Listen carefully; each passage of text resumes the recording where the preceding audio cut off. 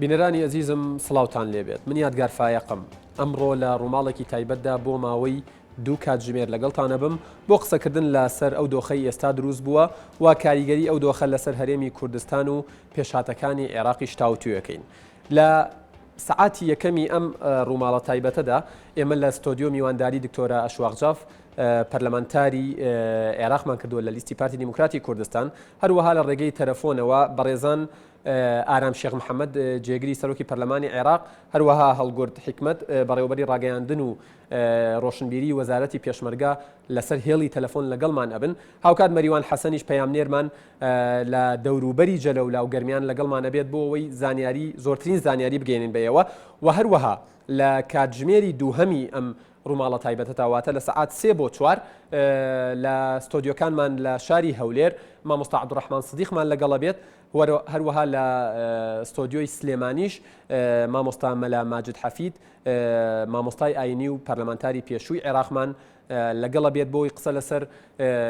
داعش لە ڕوانگەی دینی ئیسلامەوە و هەروەها قسە لەسەر کاریگەری هاتنی ئەو ئاوارانە و ڕێخستنەوەیان بکەین یعنی ئەو معلوماتانە بۆ ئێوە بگوازینەوە بەڵێ ئەزیزانم ئێستا بۆ ئەوەی قسە لەسەر پەرلەمانی عێراق بکەین و قسە لەسەر سەرۆکوەزیرانی نوێی عێراق بکەین و هەروە قسە لەسەر دوایین وتاری کە دەوترێت لە ڕووی سیاسیەوە دانانی خاڵێک بوو بۆ مێژووی سیاسی نوری مالکی قسە لەسەرمان ناکەین دکتۆرە بەخێر بیت ئەمەوێت سەرەتا بزانم لە ئێستادا ئێوە لە پەرلەمانی عێراق بە چیەوە سەرقاڵن چین ئەو چالاکیانەی کە ئیکەن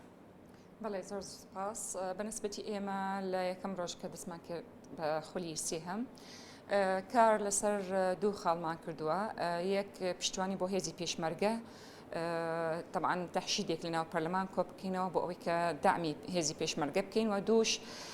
بەنسبەتی بودجەی هەرێمی کوردستان ئەم دوو خاڵە وەکو خاڵێکی ئانی کەواتە پێویستە کە کاری لەسەر بکەین. بەڵێ لەناو پەرلەمانە گەر لە پێشمەرگەوە دەست پێ بکەین باس لەوە کرد کە ئیشتان کردووە یاخود بۆ ئەوەی ڕێیەکی عام لەناو پەرلەمانی عێراق دروست بکەن کە هاوکاری پێشمەرگە بکرێت ئەم هەوڵانە تا چەندە لە قسە دەرچوون بەکردەوە چی بینراوە چی کراوە؟ بەڵێ هەمومان دەزانین کە هێزی پێشمەرگە تقریبا 20 تا 22% لە سنووری عێراق ئەپارێزێتەوە و هەمومان دەزانین کە ئێمە ساڵانە لە بودجەی دەوڵەتی عێراقی لە یاسای بودجەی دەوڵەتی عێراقی ئێمە خاڵێک پەسەند دەکەین کە پێویستە هێزی پێشمەرگە تەسلیح و تەجهیز هەموو پێداویستەکانی هێزی پێشمەرگە لە جلوبەرگ و لە بودجە و لە چەک مەفروزە لە ڕێگەی حکوومەتی ئیتیحادی دابین بکرێت و بەتەنسیق لە نێوانی قائیدی عامی قواتی مسلحەی حکوومەتی ئیتیحادی لەگەڵ قائیدی عامی قواتی مسلحەی هەرێمی کوردستان کەواتە لە نێوانی نوری مالکی و بەرێز کاک مەسعود بەرزانی بەڵام بەداخەوە حکوومەتی ئیتیحادی هەموو ساڵێک ئەو بەندە پەسەند دەکات بەڵام لە ڕێگەی پەرلەمانی عێراقی بەڵام جێبەجێ ناکرێت ئەوەش ئثبات کرا لەسەر حکوومەتی ئیتیحادی کە ئەم سیاسەتە هەڵە بەکاری هێناوە بە بەڵگەشەوە کە هێزی پێشمەرگە ئەگەر چەکێکی متەتەوری هەبوو دەیتوانی بە شێوەیەکی بەهێزتر بدات لە داعش پێت وایە نەبوونی پێداویستی تایبەت و چەکی پێشکەوت و هۆکارێک بوو بێت بۆ ئەوەی هێزی پێشمەرگەی کوردستان لە هەندێک قۆڵەوە پاشەکشە بکەن و جێگاکە یعنی جێبێڵن بۆ داعش بەپی ئەو زانیارەیەکە هەمە بەڵێ لە شوێنێک لە شوێنەکان بە حکمی ئەوەی کە چەکیان پێ نەبوو چەکی قرس دەڵێم بە حکمی ئەوەی کە حکوومەتی ئیتیحادی رێگر بوو بەرامبەر دابینکردنی ئەم چەکانە بۆ هێزی پێشمەرگە ئەوەی کرد کە ئەو چەکانەکە هێزی سەربازی عێراقی بەجێ هێشت بۆ هێزی داعش بەکاریان هێنا دژ بە هێزی پێشمەرگە ئەوەندەی تۆ ئاگاداربی و حکوومەتی هەرێمی کوردستان لە کەناڵە فەرمیەکانەوە داوای لە حکوومەتی عێراقی کردووە کە بەهانایەوە بێت و یعنی چۆن بڵێ بەشەکانی عێراق و هەرێمی کوردستانش لەم مەترسیە بپارێزێت وەڵامی ئەوان چی بۆ گەر هەبووە ئێمە وەکو پەرلەمانتاری کورد لە بەغدا داوامان کرد کە تەنسیقێکی زۆر بەهێز هەبێت لە نێوانی حکوومەتی ئیتیحادی و حکوومەتی هەرێم بۆ دابینکردنی چەک بۆ هێزی پێشمەرگە بەڵام بەپێ ئەو زانیارەکە هەمە حکوومەتی ئیتیحادی وەکو پێویست نەبوو بەڵام دوای ماوەیە کە هستیان کرد کە ئەم مەترسیان نەکو تەنها لەسەر ئەو ناوچەنەکە سنووریان هەیە لەگەڵ هەرێمی کوردستان بەڵکو لەسەر هەموو ئەو ناوچانەی تر هەیە دەستیان کرد بە دانیشتن و وابزانم کە فەریق جەباریاوەرش ئاماژەی پێکرد کە ئەو کۆبوونەوان دەستی پێکرد بۆ ئەوەی کە تەعاونێکی بەرز هەبێت ینی لەسەر ئەرزی واقع ئێستا هاوکاری و هەماهەنگی هەیە لە نێوان هێزی پێشمەرگەی کوردستان و بەرپرسانی سەربازی هەرێمی کوردستان و نەزیرەکانیان لە عێراق؟ بۆ ماوەیەک دوای هەرشەکانی هێزی داعش لەسەر شەنگال مالکی فەرمانیدا بۆ هێزی سەربازی یان هێزی ئاسمانی عێراقی کە بردومانی ئەو شوێنانە کە داعشتیایە من خودی خۆمەکو پەرلەمانتاری کورد ئەم بریارە بە بریارێکی زۆر درنگ وەصفم کرد. ئەنی کارێکی باش بووە ئەمەیان کە کراوە، کارێکی باش، بەڵام کاتەکەی زۆر متأخر بوو بەحەقا، چونکە مەفروض بوو زۆر درەنگ بوو، چونکە مەفروض بوو لە یەکەم ڕۆژ کە ئێمە داوامان کردووە کە تەنسیقێک هەبێت پێش ڕوخانی مووسڵ بەدەستی داعش، چونکە معلومات استخبارێک هەبوو کە داعش دەیەوێ ئەو شوێنانە بگرێت. ئێمە داوامان کرد لە حکوومەتی اتحادیە کە تەعاونێکمان هەبێت بە یەکەو بۆ مقاومەکردن یان بەرگریکردن لە خاکی عێراق بەرامبەر داعش، بەڵام حکوومەتی اتحادی بحقت استجابەی نەبوو و وەزعەکەی وەصف کرد کە لەژێر کۆنتڕۆڵە، بەڵام دوای ئەوەی کە بۆی دەرکەوت کە وەزعەکە لەژێر کۆنتڕۆڵ نییە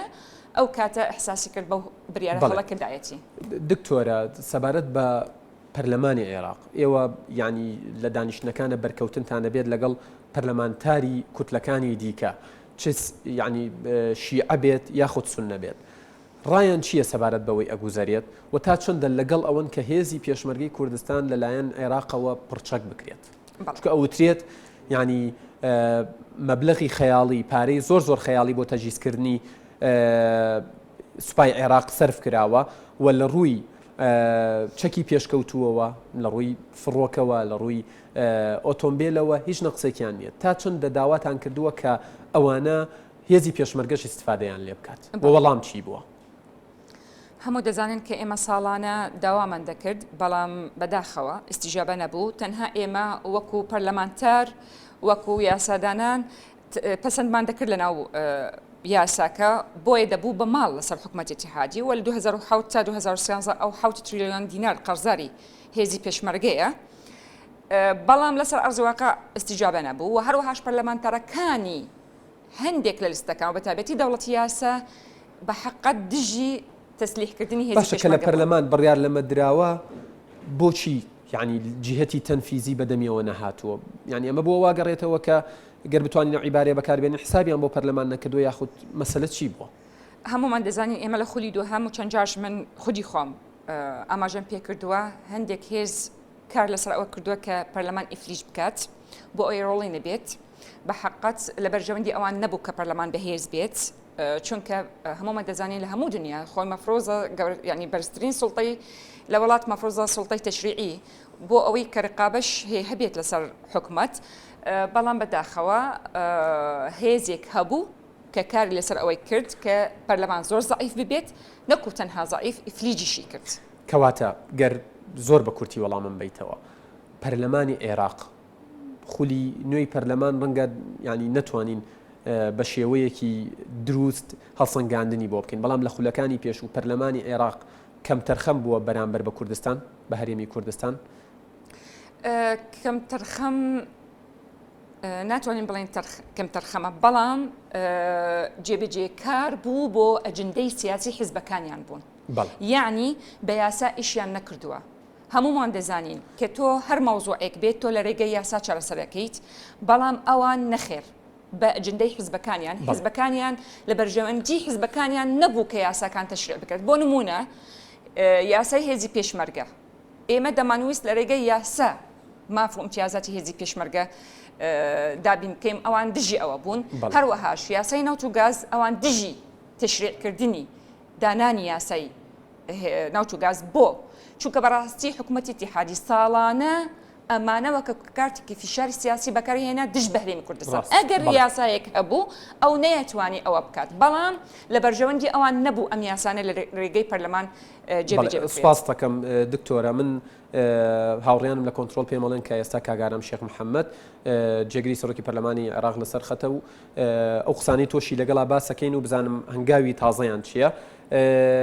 کاگارە مەم کاتت باش. کاتتان باش کاگەر. کاگارام ئێوە وەکو یەکێک لە دوو جێگرەکەی سەرۆکی پەرلەمانی عێراق ئەکرێ پێمان بڵێ بوونی کوردێک لەو پۆستە و ئەو کەسەش کە ئەو پۆستەی وەرگرتووە چۆن بڵێ بە شێوەیەک لە شێوەکان کاندیدی لایەنێکی ئۆپۆزیسیۆن بووە لە ڕابردوودا چی دەگۆڕێت؟ بەڵێ سەرەتا پێم خۆشەکە بە خێراتی میوانەکانتان کەم و سپاس بۆ ئێوە هیوادارم کە هیچ پێشبەگەی کوردستان بەردەوام بێ لە پێشکەوتنی سەرکەوتنەکانی و سەری ڕێز و نوازشیش بۆ شەهیدانی کوردستان دانەوێنم و هیوادارم هەموو گەلی کورد لەم میحنەتە پێکەوتانی بچینە دەرەوە بە سەرکەوتنی بێنە دەرەوە بە ئەنجامێکی باش بۆ هەموو لایەک. لەبارەت بە پرسیارەکەتانەوەی کە باشتان کرد کە موضوعی ئەوەی کە ئەم پۆستە یەکێکە لە پۆستە سیادیەکان لە عێراقا ئەمە لە هەر سێ سەرۆکایەتێکە سەرۆکایەتی حکوومەت سەرۆکایەتی پەرلەمان و سەرۆکایەتی کۆمار ئەم پۆستانە بە شێوەیەکی تەوافقی کاتێکە دابش کراون لە نێوان پێکاتە تەرەشیەکانی عێراق ئەم پۆستە یەکێکە لەو پۆستانەی کە مافی کوردەوە بەر کوورد دەکەوێت و بە هەمان شێوە خۆتان نەزانن کە لە عێراقا عورفێکی متەبعی تەوافقی هێنراوەتە ئاراوە کاتێک کە سەرۆکی پەرلەمان بەر سوننایەکەوێت جێگیری یەکەم بەر شیعەکەوێت جێگیری دووهەم بەر کوورد دەکەوێت سەرۆکی کۆمار بۆ کوردەوە جێگرەکانی بەو شێوەیەدا بەشەکرێت و سەرۆکایەتی ئەنجومەنی وەزیرانی بە هەمان شێوە ئەم پۆستە لەناو پەرلەمانە ئەمما بەپێی نظامی داخلی پەرلەمان شتێک نییە ناوی با بڵین ئەمە ئەنجومەنی سەرۆکایەتی نییە بەڵکو ئەمە دەستەی سەرۆکایەتیەوە تا هەیە ڕیاسێ لە هەیە ڕیاسا ئەو سەلاحیەتانی هەیە ڕیاسە هەیەی یەکێک لە گرنگترین سەلاحیەتەکانی بۆ نمونە دانانی جەدوەلی ئەعمالی پەرلەمانەوەی کە پەرلەمان بابەتێک بکاتە بەرباس و لێکۆڵینەوە ئەبێ هەر کەسەکە و یەک ڕازی بن لەسەر ئەو جەدوەلی ئەعمالە و ئەگەریشیان ڕازی نەبن بۆ نمونە ناخرێتە ناو پرۆسی مناقەشەکردنی پەرلەمان. کاگارم کەواتە لێرەوە ئەتوانین ئەو پرسیارە بکەین کە ئەگەر لە داهاتوودا لێرە بەدووە لە پەرلەمانی عێراق بڕیارێک بە شێوەیەک لە شێوەکان یاسایەک بە شێوەیەک لە شێوەکان لە بەرژەوەندی کورددا نەبوو ئێوەش بەر پرسیارە بن تایدا؟ بەڵێ ئەمە بۆ ئەمە بەسا ئەمە دکتۆرە ئەشواق نزیکە لێتەوە ئەندامی پەرلەمانە ئەندامی ئەنجومەنی نوێرانی عێراق ئەزانێت لە دوایین حاڵەتە ئێمە کە ڕازی بووین هەردوو پرۆژە دوو راپۆرت هەبوون ڕاپۆرتێکیان راپۆرتی لیژنەی ئاوارەکانە کە من سەرۆکی لیژنەکەم لیژنێکی کاتی پێکاتوە راپۆرتێکی تر هەبوون کە تایبەت بە با بڵین ئەوەی کە تایبەت بە موازنە بوو ئەو کاتە بەڕێز دکتۆر حەیدەر عەبادی وەکو جێگری یەکەم ئەو سەرۆکی لیژنەکە بوو لەوێ ئەمە کە تەنها بڕیارەوە بوو کە تەنها ئەمە ئەو راپۆرتە بهێنرێت و بزانرە لیژنەکە چی کردو چی نەکردووە راپۆرتەکەی ئێمە خوێندرایەوە و دەنجی لەسەردرا بەڵام کاتێک کە هەستمان کرد ئەو لایەنانی تر ئەیانەوێت راپۆرتەکە با بڵین مناقەشەی بکەن کاتێک کە بە خوازیار و بە دڵی ئێمە نەبوو وەکو لایەنی کوردی کە ئێمە لەگەڵ خوشکوبراکانمان لە کورد لە کوردیەکان کە ئیتیفاقەکە تەنها لە ڕێگەی ئەو نوێنەرانەوە کە لە لیژنەی موازنە بوون تەنها لەسەر ئەوە بوو کە ئەمە وەکو تەقریری ئەوەلی بێ وەکو تەقریری ئەوەلی تەسبیتمان کرد بەڵام ڕازی نەبووین لەسەرەوەی کە مناقەشە بکرێ کاتێک کە ڕازی نەبووین لەسەرەوەی مناقەشە بکرێ ئێمە هەر لەسەر بەنەسەکە لەوێ بڕیارماندا کە بە هیچ شێوەیەک ڕازی نین و بۆ هۆیەوە سەرۆکی پەرلەمان تەنها ڕێگەی بۆدا تەقریری ئەوەلەکە بخوێنرێتەوە نەمانێش مناقەشە بکرێت. کاکارام ئەمە بەنسبەت بەڵێکانیش چوونە دەرەوە بەسم ئەوەی کە ئەمێنێتەوە بۆی ئەمە جواب بۆ تەواوکەم مەبەستەکەی من ئەوەیە کە ئێمە بڕیارمان داوە ئەمە جارێکە کە داومانە هەموو سەرۆکی فراکسیۆنە کوردیەکان لەگەڵ من هەموو هەفتانە پێویست بکات مانگانە پێویست بکات و بە بەردەوامیش لە کۆنتاکتین لەگەڵ یەکتری کۆبوونەوە ئەکەین بیر و ڕائەگۆڕینەوە لەسەر ئەوەی کە بۆ نمونە ئەو برادەرانە کاتێک کە ڕێی فراکسیۆنەکانیان پێیە بۆ ئەوەی کە ئێمە ئاگاداری یەکتر بین من لە ناو هەیئەی ڕیاسا نوێنەرایەتی ئەوانەکەم کەواتە ئێستا هەماهەنگی لە نێوان لیستە کوردستانیەکان یعنی لەو ئاستەیە کە هاوڵاتیانی هەرێمی کوردستان دڵخۆش بن پێی؟ بەڵێ من هەموو جارێک تاکیدەوە کەمەوە لەگەڵ ئەو برابەڕێزانم لە کە ئەو خوشک و برابەڕێزانم کە لە فراکسیۆنە کوردستانیەکانان و ئەوانەی کە سەرۆکی کوتلە کوردیەکانن لە بەغدا هەر پێنج کوتلەکە ئێمە کۆبوونەوەمان هەیە و کۆبوونەوەی بەردەوامان هەیە لە ئۆفیسی ئێمە کۆبوونەوەمان کردووە و پێشەوەی بچینە ناو هەر بابەتێکەوە یعنی ئێمە هەموو هەفتەیەک سەرۆکی کوتلەکان کۆبوونەوەیان هەیە لەگەڵ سەرۆکایەتی پەرلەمانە پێشەوەی بچینە ئەم کۆبوونەوەیە پێشتر بڕیارە دێن قسەکانمان ڕێکەخین لەبەرەوەی من ئاگام لێ هەیە لەوەی کە بەڵێ کاگارام لەو ڕۆوە پەیامەکەت زۆر بەڕوونی گەشتووە سەبارەت بە ئەو ئاوارانەی ڕویان لە هەرێمی کوردستان کردووە چ ئەوانە بێت کە لە بڵین لە جنوبی عێراقەوە هاتوون چ ئەوانە بێت کە کوردن و لە شنگالەوە ئاوارە بوون ئێوە وەکو پەرلەمانی عێراق چه هەنگاوێکتان ناوە بۆ هاوکاریکردیان چونکە وەکو ئەوترێت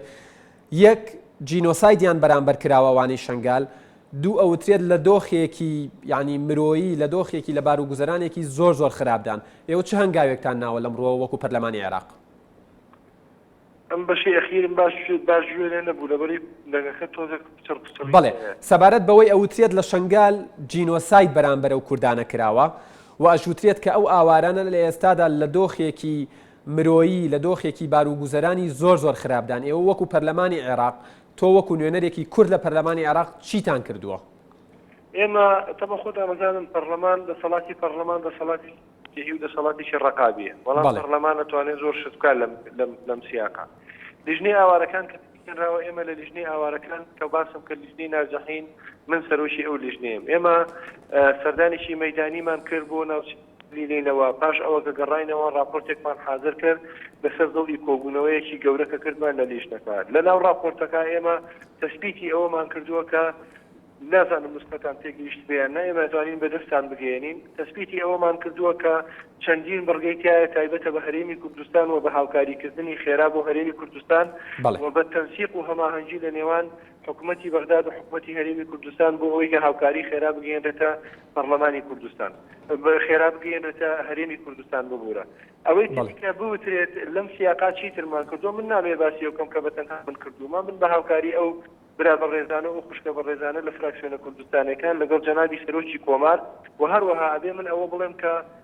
ڕۆڵی سەرۆشی پەرلەمانی عراقی سەدیم چگوریش ڕۆڵێکی کەم نەبووە و ئەویش بە بەردەوامی هاوکار بووە چیمان کاگارم ئەوانەی ئێستا گویان لە تۆیە ئەوانەی ئێستا ئەو بینەرانەی ئێستا گویان لە تۆیە ئەتوانی بڵێ کە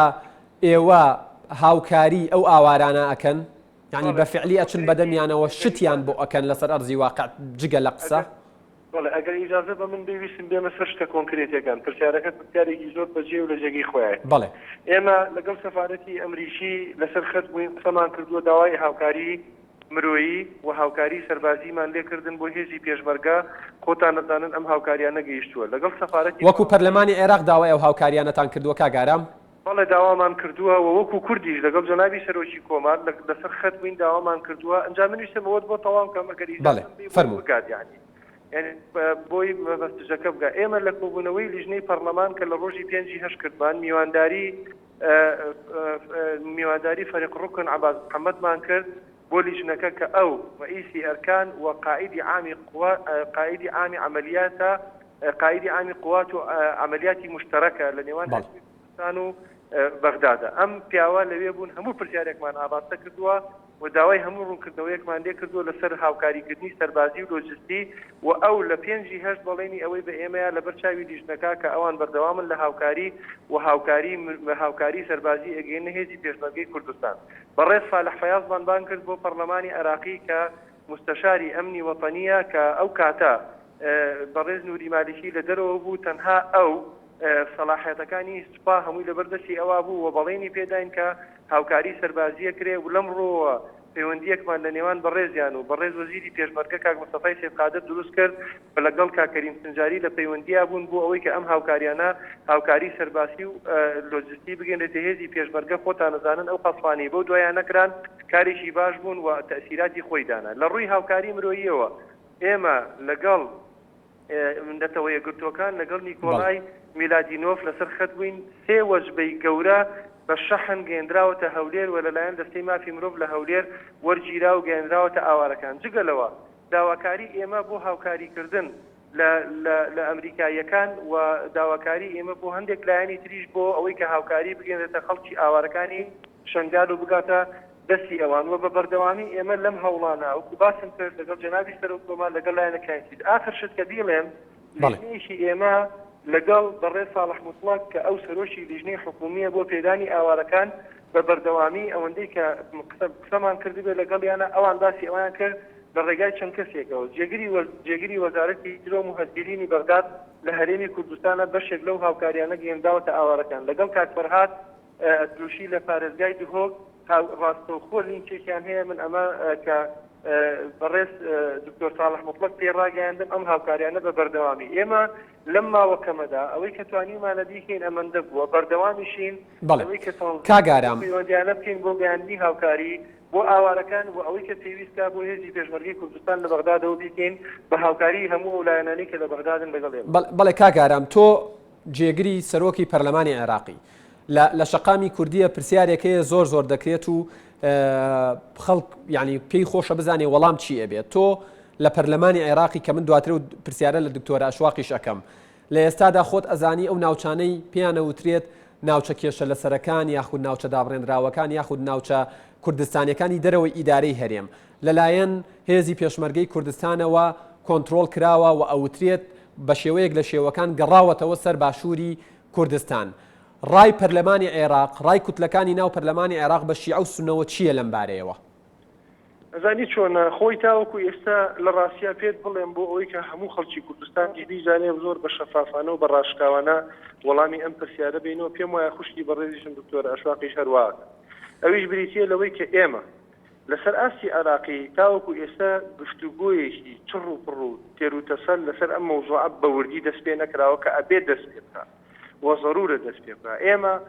لە ڕووی دەستوری و مانگێکمان لەبەر دەسایە لە دوای ئەوەی کە سەرۆکی کۆمار کەسێک لە کوتلەی نیابی گەورە ڕائەسپێرێ مانگێکی لەبەر دەسایە ئەو کەسە بڕوە کابینی وزاری خۆی پێک بێنێ بینێتە بەردەمی پەرلەمان بۆی متمانی پەرلەمان وەرگێکە 165 دەکات ئێمە لەگەڵ لایەنەکانە ئەبێ زۆر بە تێر و تەسەلی بکەینە ئەم گفتوگۆیەکی چڕ و پڕ کورد 4 قەزی سەرەکی هەیە بریتیە لە کێشەی نەوت پێشمەرگە موازدەنەواتە بودجە لەگەڵ ئەو ناوچانی کە ئێمە بە ناوچە کوردستانیە کێشە لە سەرەکانیاندا نین یان هەر ناویشی تر کە ناوچەی ئەگەر پێ بڵین ناوچە دابڕاوەکات ئەمە ئەبێ بەڕاستەوخۆ بە ئاشکرا کاک یادگار ئێمە مشکلەی مێژوویمان لە عێراقا بریتی بووە لە مشکلەی ئەم بەم شێوەیە لەگەڵ سونە و شیعە تۆ باسی سونە و شیعە کرد لەگەڵ سونە کێشەی ئەرزمان هەیە لەگەڵ شیعە کێشەی دەسەڵاتمان هەیە لە عێراق سنوورەکانی ئێمە سنووری ئەرزیمان ئەو سنوورە ئەرزیانی کە لەگەڵ ئەوانایە لەگەڵ سونەدایە کە ئەو ناوچانە ناوچەی ئێمن و ناوچەی کوردین و سنوورمان بە سنووری ناوچەی با بڵێ ناوچەی سونە نشین یا زۆرایەتی سونە لەوێن و لەگەڵ شیعەش کێشەی دەسەڵاتمان ئێمە بێ بە ئاشکرا و بە ڕاستەوخۆ و بە شێوەیەکی زۆر ئاشکرا و زۆر ڕاستەوخۆ لەگەڵ ئەم لایەنانە بکەوینە گفتوگۆ لەسەر ئەو کاگارم تا ئێستا هیچ گفتوگۆیەک نەکراوە لەو بارەیەوە تا ئێستا هیچ گفتوگۆیەک دەستی پێ نەکردووە لەو بارە قسەی لێرە لەناو پەرلەمان لەناو جگە لە گفتوگۆی ڕسمی ینی جگە لەسەر ئاستی ڕسمی ینی لایەنەکان کوتلەکان ڕایان چییە لەم بارەیەوە چۆن ئەڕوانە ئەم هەنگاوەی حکوومەتی هەرێم زانی چۆنە تاوەکو ئێستا بارودۆخی عێراق بارودۆخێکی شڵەژاو بووە بارودۆخێکی شڵەژاوی ئەمنی و سیاسی بۆ خۆتان زۆر باشە زانن بە 1000 شەڕەشەق تاوەکو کۆبوونەوەی جەلسەی یەکەمی پەرلەمان تا 15 مانگ تا تەرتیب بوو لە دوای ئەوە خۆتان نەزانن کێشەی مەسەلەی هەڵبژاردننی سەرۆکی کۆمار دوای ئەوە مەسەلەی تەحریکردنی کاندیدێک چەند کێشەی لەسەر بوو چەند مەشاکل لەسەر بوو پەرلەمان ئەوانەی پەرلەمانکو باسم کرد مهمەیەکی تری هەیە بەپێی دەستور و بەپێی نظامی داخلی مهمەیەکی دیاریکراوی هەیە کە بریتیە لە یازادانان و ئیشی ڕقابی لەسەر حکومەت بەڵام تۆ ئەگەر پرسیارەکەت ئەوەیە لە پشتەوە چ گفتوگۆیە کراوە گفتوگۆکان گفتوگۆی ناڕاستە و خۆن مەسەلەن بۆ نمونە هەندێک لە لایەنەکان وای پیشانێن کە احتیماماتیان هەیە بۆ قسەی کورد و بۆ کێشەی کورد هەندێکیان تەعاعد پیشانەدەن هەندێکیان ڕاستەوخۆ دژایەتیەکەن مەسەلەن ئەوە دکتۆرە ئەشواق زانێ ئەو لە ناو قاعەکەدا دانیشێ لەگەڵ پەرلەمانتارەکانە بە ئاشکرا هەندێک هەیە نایشارنەوە لە کوتلەکان چەند بە سەرسەختانە دوژمنی کوردن و چەند بە سەرسەختانە ئەمان دژایەتی کورد دەکەن و بە ئاشکرا و کاگارام شێخ محەممەد دوا پرسیارم لە ئێستادا ئێوە ئاگادارن کە حەیدەر عیبادی وەکو سەرۆگۆزیرانی ڕاستپێردراوی نوێی عێراق دیاری کراوە و دوێنێ درنگانێک نوری مالکی ڕای خۆی لەسەر ئەو مەسەلەیە خستە ڕوو دەوترێت کە ئەمە دواوتاری مالکی بوو سەبارەت بە پۆستی سەرۆگۆزیران و دەستبەرداربوونی لەو پۆستە ئێوە چۆن ئەڕوانە ئەم مەسەلەیە وەڕاتان چییە سەبارەت بە شخصی سەرۆگۆزیرانی نوێی عێراق جا من بە بەشێکی پرسیارەکەی پێشود نەدیێژدا بەکەی تاواکەم بە هەردوو لێک بەم تۆزانم تا ساعت مەجالێکم بە هەردووشی با لەیەک بم ئەوەی ئەمەش و ئەوەی تریش کە ڕەفتیان هەیە بەیەکەوە ئێمە کاگیادگار مەسلەی سیاسەتکردن بریتێ لە ململانەی بەرژەوەندیەکان. ئێمە وەکو کورد لە عێراقا کۆمەڵێک بەرژەوەندی تایبەتی و کۆمەڵێک کێشەی هەڵپەرکێزراومان هەیە لە پێشینە. بەرژەوەندی مافەکانمان مافی خۆمانە وەکو حەقی نەتەوەیە کە بەشدارین لەم عێراقا کە پێویستە عێراق و دەستور کۆمەڵێک مافی بۆ ئێمە زەمان کردو. کۆمەڵێک کێشەی سیاسی حکومڕانیمان هەیە کە لە ماوەی ئەم چەند ساڵی دوای ڕوخانی ڕۆژێنی بەئاساتوو. ئەمانە دەبخرێتە سەر مێزی گفتوگۆ بە ئاشکرا و بەڕاشکایی پیان بوترێ. ڕەنگە وەکو باسم کرد لێرە و لێوێ مجاملات هەبێ، قسە هەبێ، تەعاتوف هەبێ، سۆز دەربڕین هەبێ، بەڵام کە هاتە سەر مێزی گفتوگۆ بۆمان دەرەکەوێ نیەتی لایەنەکان چییە و چی نییە. ئەمە تاوەکو تا ئێستا دەستی پێ نەکردو وەکو بۆم باسکردی و با خەڵکی کوردستان ئەمە بزانێت. سەبارەت بە دکتۆر حەیدەر عەبادی و پەیامی ئێمە کە من بەڕاستەوخۆ لەگەڵ خۆشی بە شەخصی قسە کردووە لە دوای ئەوەی کە ڕاست پێدراوە و لە ڕاگەیاندنەکانی شەروام وتووە تەمەنای ئەوە کەین ئێمە کە حەیدەر عەبادی بتوانێت سوودی وەرگرت بێ لە ئەو ئەزمونە هەڵانی کە لە ڕابردووە مالیکی بەرامبەر بە هەموو عێراقیەکان و بە تایبەتیش بەرامبەر بە کورد ئەم حاڵەتەی کردووە. هیوادارین ئەم حکوومەتە تازەیە حکوومەتێکی ڕاستەقینەی هاوبەشی نیشتیمانی بێ، هەموو لایەنەکان هەست بە خستەی خۆیان بکەن. جگەلەوە ئەوەیشی کە من بەم بەڕێزەم وتووە ئەوەیە کە ئەبێ بەڕاستی حسابێکی ئەوە بکە کۆمەڵێک کێشەی هەڵپەسێدراو هەبووە لە ماوەی ڕابردووە. ئەم کێشە هەڵپەسێدراوانە عێراقی بەو بارودۆخە گەیاندووە، عێراقی دوای دەی حوزەیران، عێراقی پێش دەی حوزەیرانی ماوەتەوە. ئەم فرسەتە لە بەردەستی دکتۆر حەیدەرایە بۆ ئەوەی کە ئەم حکوومەتە تەشکیلکە بەرنامەی ئەم حکوومەتە دانێ بیهێنێتە بەردەمی پەرلەمان. ئێمەش کۆتا قسە ئەوە بکەم، ئێمەش ئەبێ وەکو کورد بەرنامەی خۆمان حازرکەین، ئەجندای چڕوپڕی مفاوەزاتی خۆمان حازرکەین، زۆر بە ئاشکرا و زۆر بە فەریقی و زۆر بە ڕاستەوخۆ لەبەروی بارودۆخەکە ئیتر هیچ مجاملاتێک هەڵناگرێت. خوێن ڕژاوە لە عێراقا، ماڵوێرانی لە عێراقا ڕوویداوە، گۆڕانکاری لە دیموگرافیای ناوچەکاندا ڕوویداوە. ئەبێ بە ڕاستەوخۆ بە ئاشکرایی پەیامی خۆمان بگەینینە ئەوان. ئەنجا ئاخر قسەی من ئەوەیە ئەگەر بڕیار درا لەوەی کە مافەکانی ئێمە دەستەبەرە بێت لە حکوومەتی ئایندا، ئەنجا ئێمە بەشداری بدەین، ئەنجا ئێمە دەنگی پێبین و بۆ ئەم مەبەستە هەوڵ بدەین زۆرترین زەمانات بپسڕین باقیاتەکەی تریشی ئەمێنێتەوە بۆ پرۆسەی سیاسی و سوپاسانە. بەڵێ زۆر سوپاس بۆ ئارام شێخ محەممەد جێگری سەرۆکی پەرلەمانی عێراق، سوپاس بۆ کاتێک کە بە بینەرانی ئێناتیت بەخشی. دکتۆرە من دێمەوە لای تۆ، ئاگدارم کۆمەڵێ تێبینی زۆرت نووسیوە و من لەوە دەست پێ یەکەم، ینی کاگارم شێخ محەممەد وەکو جێگری سەرۆکی پەرلەمانی عێراق ئەڵێت تا ئێستا باسی ئەو مەسلەیە نەکراوە ئەوەی کە هێزەکانی پێشمەرگەی کوردستان و حکوومەتی هەرێمی کوردستان بڕیاری داوە کە لەو ناوچانەی کە پێیان ئەوترێت ناوچە کوردستانەکانی دەرەوەی ئیدارەی هەرێم بمێننەوە. ئەمە حەزەر و ترسی کوردەکانە لەوەی کە وەڵامێکی تند هەبێت لە ناو پەرلەمانیان چییە؟ بۆچی باس نەکراوە؟ بەڵێ طبعا من ئەمەژەم بە خەڵ کرد وتم پەرلەمان ئیفلیج کراوە و هەروەهاش پەرلەمان ڕۆڵی نەماوە لە مەوزوعەکان حتى ئەگەر مەوزوعێکی یاسایی، چونکە مادەی 140 مادەیەکی دەستوریە و جێبەجێکردنی مەفروضە لە ناو پەرلەمانە. بەڵام بەداخەوە ململانی سیاسی وای کردووە کە زەختێک و فشارێکی زۆر گەورە لەسەر جێبەجێکردنی ئەو مادەیە. بۆیە ئێمە لە ناو پەرلەمان لە خولی دووهەم و لە خولی یەکەمش پێش ئێمەش لە ململانەیەک بووین لە مەوزوعی جێبەجێکردنی مادەی 140 کە هەمومان دەزانین یەکەم هەنگاوە خۆی دابینکردنی بودجێ بۆ ئەو مادە دەستوری بۆ ئەوەی کە هەنگاوەکانی ترش جێبەجێ بکرێت. بەنسبەتی بۆ تا ئێستا باس نەکراوە بەڕاستی هەمومان دەزانین ئێمە لایەنە سیاسیەکان لە ناو پەرلەمان تەحەسوسیان هەیە لە هێزی پێشمەرگەی کوردستان. ئەوەش بۆ چونکە بەڕاستی حکوومەتی ئیتیحادی و بەتایبەتی مالیکی سیاسەتێکی بەکارهێنا تشویهکردنی وێنەی هەرێمی کوردستان لە شەقامی عێراقی و سەرکەوتوو بووە لەم سیاسەتی. من پێم وایە ئەمە ڕای شخصی خۆمە سەرکەوتوو بۆ لەسەر تشویهکردنی حقائق بەتایبەتی ئەوەی دەربارەی هەرێمی کوردستان و هێزی پێشمەرگە. ئێمە دەبینین ئەندام پەرلەمانێک لە ناو هۆڵی پەرلەمان دەڵێت هێزی پێشمەرگە میلیشیاتە، کەواتە چاوەڕێ چی دەکەیت لە هاوڵاتێکی عادی لەسەر شەقام؟ ئەوەش هەمووتان بینیتان لە خولی دووهەم کە ڕوبەرو ئەندام پەرلەمانێک بوون کە لەسەر هێزی پێشمەرگە دەڵێت هێزی پێشمەرگە میلیشیاتە. هەروەش هەمووتان بینیتان لە یەکەم دانیشتنی پەرلەمان کە هەمویان دژی هێزی پێشمەرگە قسەیان دەکرد. کەواتە تا ئێستا ئەم سیاسەتە سەرکەوتوو بووە. بۆیە وەزعی سیاسی و ئەمنی عێراق تا ئەم لەحزەیە شڵەژاوە و هەروەهاش هێمنیش نەبووەتەوە و ئێمەش هەمومان دەزانین کە دەڵێن پەرلەمان ئیفلیج بووە. ئەم مەوزوعانە سیاسیەن حەل دەکرێت. بەڕاستی هەر کاتێک سەرکردەی سیاسی عێراق دانیشتن لەسەر مێزی گفتوگۆ و پەیوەندیەکان ئاسایی بۆ وەکو جاران پێم وایە دەتوانین ئێمە هەموو پندەکان بە تایبەتیش یاسایەکانش دەتوانین باسیشی دەکەین لەو مۆزوعە. بەڵێ دکتۆرە وەکو کاگەرم شێخ محەممەد ئاماژەی پێداوتی شەڕی ئێمە لەگەڵ شیعەیە شەڕی دەسەڵات و سوڵتەیە و شەڕی خاکمان لەگەڵ سونەیە کەواتە لە ئێستایە ئێوە پێتان وایە کە سونە ئامادە بێت سازش لەسەر و ناوچانە بکە کە ئەوترێت بەشێکی زۆری خاکی کوردستان کەوتۆتە و ناوچانەوە و ئەوان هەر لە ینی سەردەمی ڕژێمی بەعس و سەدام حوسێنەوە لەوێ جێگیر کراون بەشێکی زۆری سونەکان پێت وایە ئەم کێشەیە بەو ئاسانیە چارەسەر بێت؟ بڵێ ئێمە من دەتوانم بڵێم کێشەمان لەگەڵ شیعە کێشەی مافە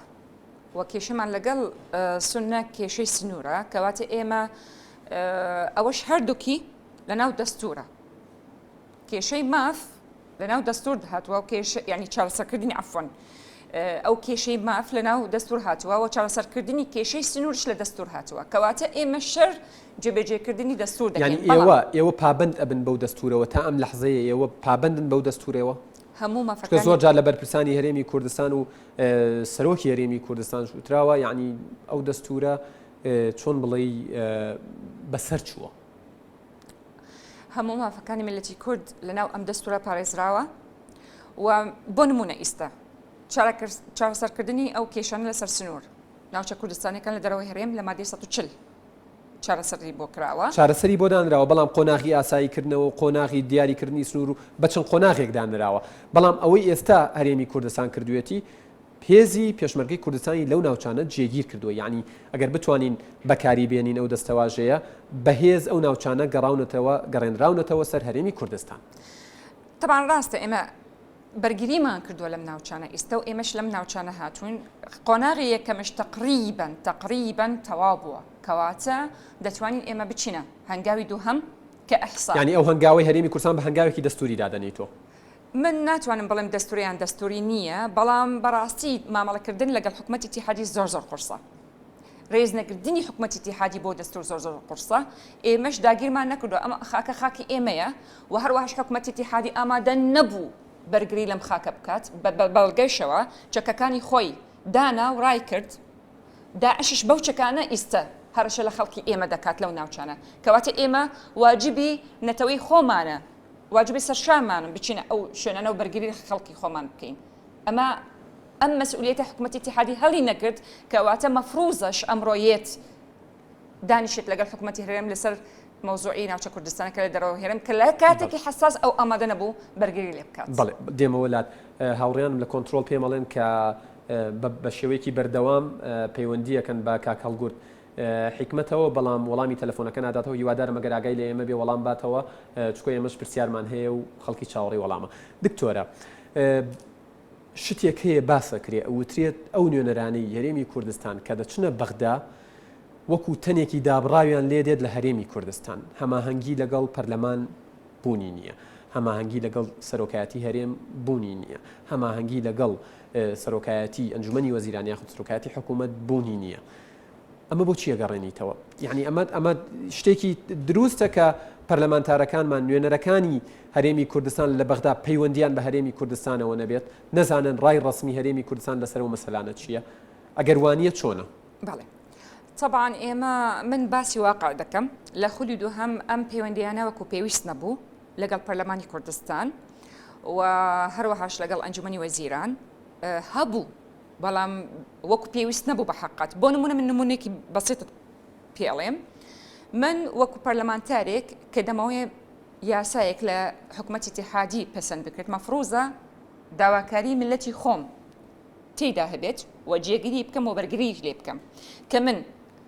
خۆم ڕئی خۆم دەزانم وەکو پەرلەمانتارێک وەکو نوێنەری کورد چی دانم بەڵام هەموو ئینسانێک مەفروزە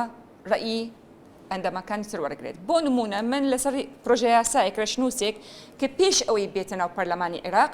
من احتیاتی خۆمم وەرگرت و ئەم ڕەشنووسەم نارد بۆ لە ڕێگەی طبعاً وەزارەت وەرم کرد طبعاً لە کاتێک من داوام کرد لە وەزارەتی هەرێمی کوردستان من ناوەکان ناهێنم بەڵام داوام کرد لە وەزارەتی هەرێمی کوردستان وەزیرەکە خۆ مەبەستت یعنی وەزیری ئەم وەزارەتە کە من پەیوەندی هەبوو لەگەڵی ئەم ڕەشنووسەی یاساکە بە حقیقەت ماوەیەکی پەیوەندیتان بە چ وەزارەتێکەوە کرد ئێوە ئەوەی کە ینی من وتم ناوی وەزارەتەکان ناهێنم ناوی شخصەکان ناهێنم بۆ ئەوەی کە ئێمە مەبەستمان ئەوە نیە ئەتەوێ بڵێ کە هەماهەنگی نییە نەبوو بەڕاستی ئەگەر ئێوە شنگاوێک بنێن هەنگاوەکە وەڵامی نییە وەڵامی نییە بۆ نمونە من داوام کرد لە وەزارەتەکەی خۆم کە لە هەرێمی کوردستان ئەو ڕێژنووسەم باتیە بۆ ئەوەی ئەطلاعی لەسەر بکەم پێشوەخت ئامادەی خۆم بۆ ڕێژنووسەکە بکەم بەڵام دەسم نەکەوت مەجبور بووم لە هەمان وەزارەت لە بەغدا بەرێگەی شخصی پێش ئەوەی ئەم ڕێژنووسە بێتە ناو پەرلەمان وەرم گرت و ناردم بۆ لیژنەیەک لە ناو سێرکی طبعا کەواتە ئەمە وەزارەتی هەرێمی کوردستان ئەنجومەنی وەزارات لەمە تەڵت چێ زۆر نە عەفوان مەبەستم کەوت مەبەستم ینی لە ڕێگەی هەرێمی کوردستانەوە نەدراوە بە تۆ لە بەغا دراوە بە تۆ تۆی نێریتەوە بۆ جارێکی تر بەڵێ مەبەستم چییە وەزارەتەکە نەیا بە من کەواتە ئەمە تەقسیری بەشێک لە ئەنجومەنی وەزیران کە من ئەو ڕێژنووسە بنێرم بۆ لیژنەیەک لە پەرلەمانی کوردستان دوای ساڵ و نیوش وەڵامەکەش دەسم ناکەوێت يعني أما دوای ساڵ و نیوێک وەڵام نەدراوەتەوە ساڵ و نیو هەمووی بە دۆکیومنتیشم هەیە چەند جارش تەکید نردووە لە ڕێگەی نووسینگەی پەرلەمانی عێراق بالموناسبەت من زۆر سوپاسی هەموو ئەو کارماندانە لە نووسینگەی پەرلەمانی عێراق بەڕاستی زۆر ئەکتیڤن و مراسلەتەکانیان زۆر دقیقە بە وردی مامەڵەکەن لەگەڵ ئەو نووسراوانە کە ئێمە داینێرین لە ڕێگەی نووسینگەی پەرلەمانی کوردستان نردوومانە بەڵام بەداخەوە بەدەستمان نەگەیشتەوە بە شێوێکی سوتفە پرسیاری ئەو ڕێژنووسەم کرد لە سۆرەکی ئەو لیژنەیە بۆچی تا ئێستا وەڵامی ئێوە نەبوو چونکە من ئەمەوەی هەموو شتەکان چونکە یاساکی زۆر گرنگە و مافی ملەتی خۆمی تایە بۆیە پێویستە زۆر بە وردی کاری لەسەر بکەم وتی بەدەستمان نەگەیشتوە یان نووسراوەکە بەتەنها خودی خۆی هاتووە ڕێژنووسەکە مرفق نەبوو لەگەڵی لە کاتێک ئێمە لە نووسینگەی پەرلەمانی عێراق نووسراوەکە و ڕێژنووسەکەم نردووە هەردووکی کەواتە ئێوە هەنگاوتان ناوە بەڵام لەلایەنە بەرپرسەکان و سێسەرۆکایەتی هەرێمی کوردستان وەکو پێویست بەدەمتاوانەوە ناتوان من دەڵێم پێویستە ئێمە باسی ڕابردوو نەکەین بەڵام ئیستیفادە لەو هەڵانە بکەین بۆ داهاتوو بۆ ئەوەی کە ئێمە بزیاتر ئیشەکانمان توکمەتر ببێت بە حەقەت و سەرۆکایەتی هەرێم لە خولی دووهەم پلانێکی نابوو بۆ ئێمە و ناردی بۆ ئێمە بۆ پەرلەمانتارانی بەغدا بەڵام بەداخەوە جێبەجێ نەکرا پلانەکە بۆ بۆی تەعاون و قسە هەبێ لە نێوانە بەڵام ئیشی پێ نەکرا بەڵێ دکتۆرە شواختۆ پەرلەمانتاری لە پەرلەمانی عێراق و ئەندامی لیژنەی مافی مرۆڤی یعنی قسەیەک هەیە من زۆر بە سەریحی ئەیگەێنم بە تۆ لە شەقامی کوردیە باسەکری ئەوترێت پەرلەمانتارەکان بەعام بە تایبەت پەرلەمانتارەکانی عێراق لە ڕووی مادیەوە وەزعیان باشە یعنی ئەمە قسەی شەقامە من بەو زمانە ڕەنگە زمانێکی ئەعلامیش نەبێت ئەیگەێنم وەزعیان باشە ئێوە چیتان کردووە بەو ئیمکانیەتەی کە هەتانە و لە بەردەستانە و بەو پەیوەندیانەی کە هاتانە چیتان کردووە بۆ ئاوارەکانی شنگال کە ئێستا ئاوارە بوون و لە هەرێمی کوردستان و ئەوترێت سەرڕای ئەوەی هیچ نەبێت لە ژێر دەستی داعش ڕزگاریان بۆ بەڵام ئەوترێت گوزەرانیان ینی زۆر خراپە بەم گەرمایە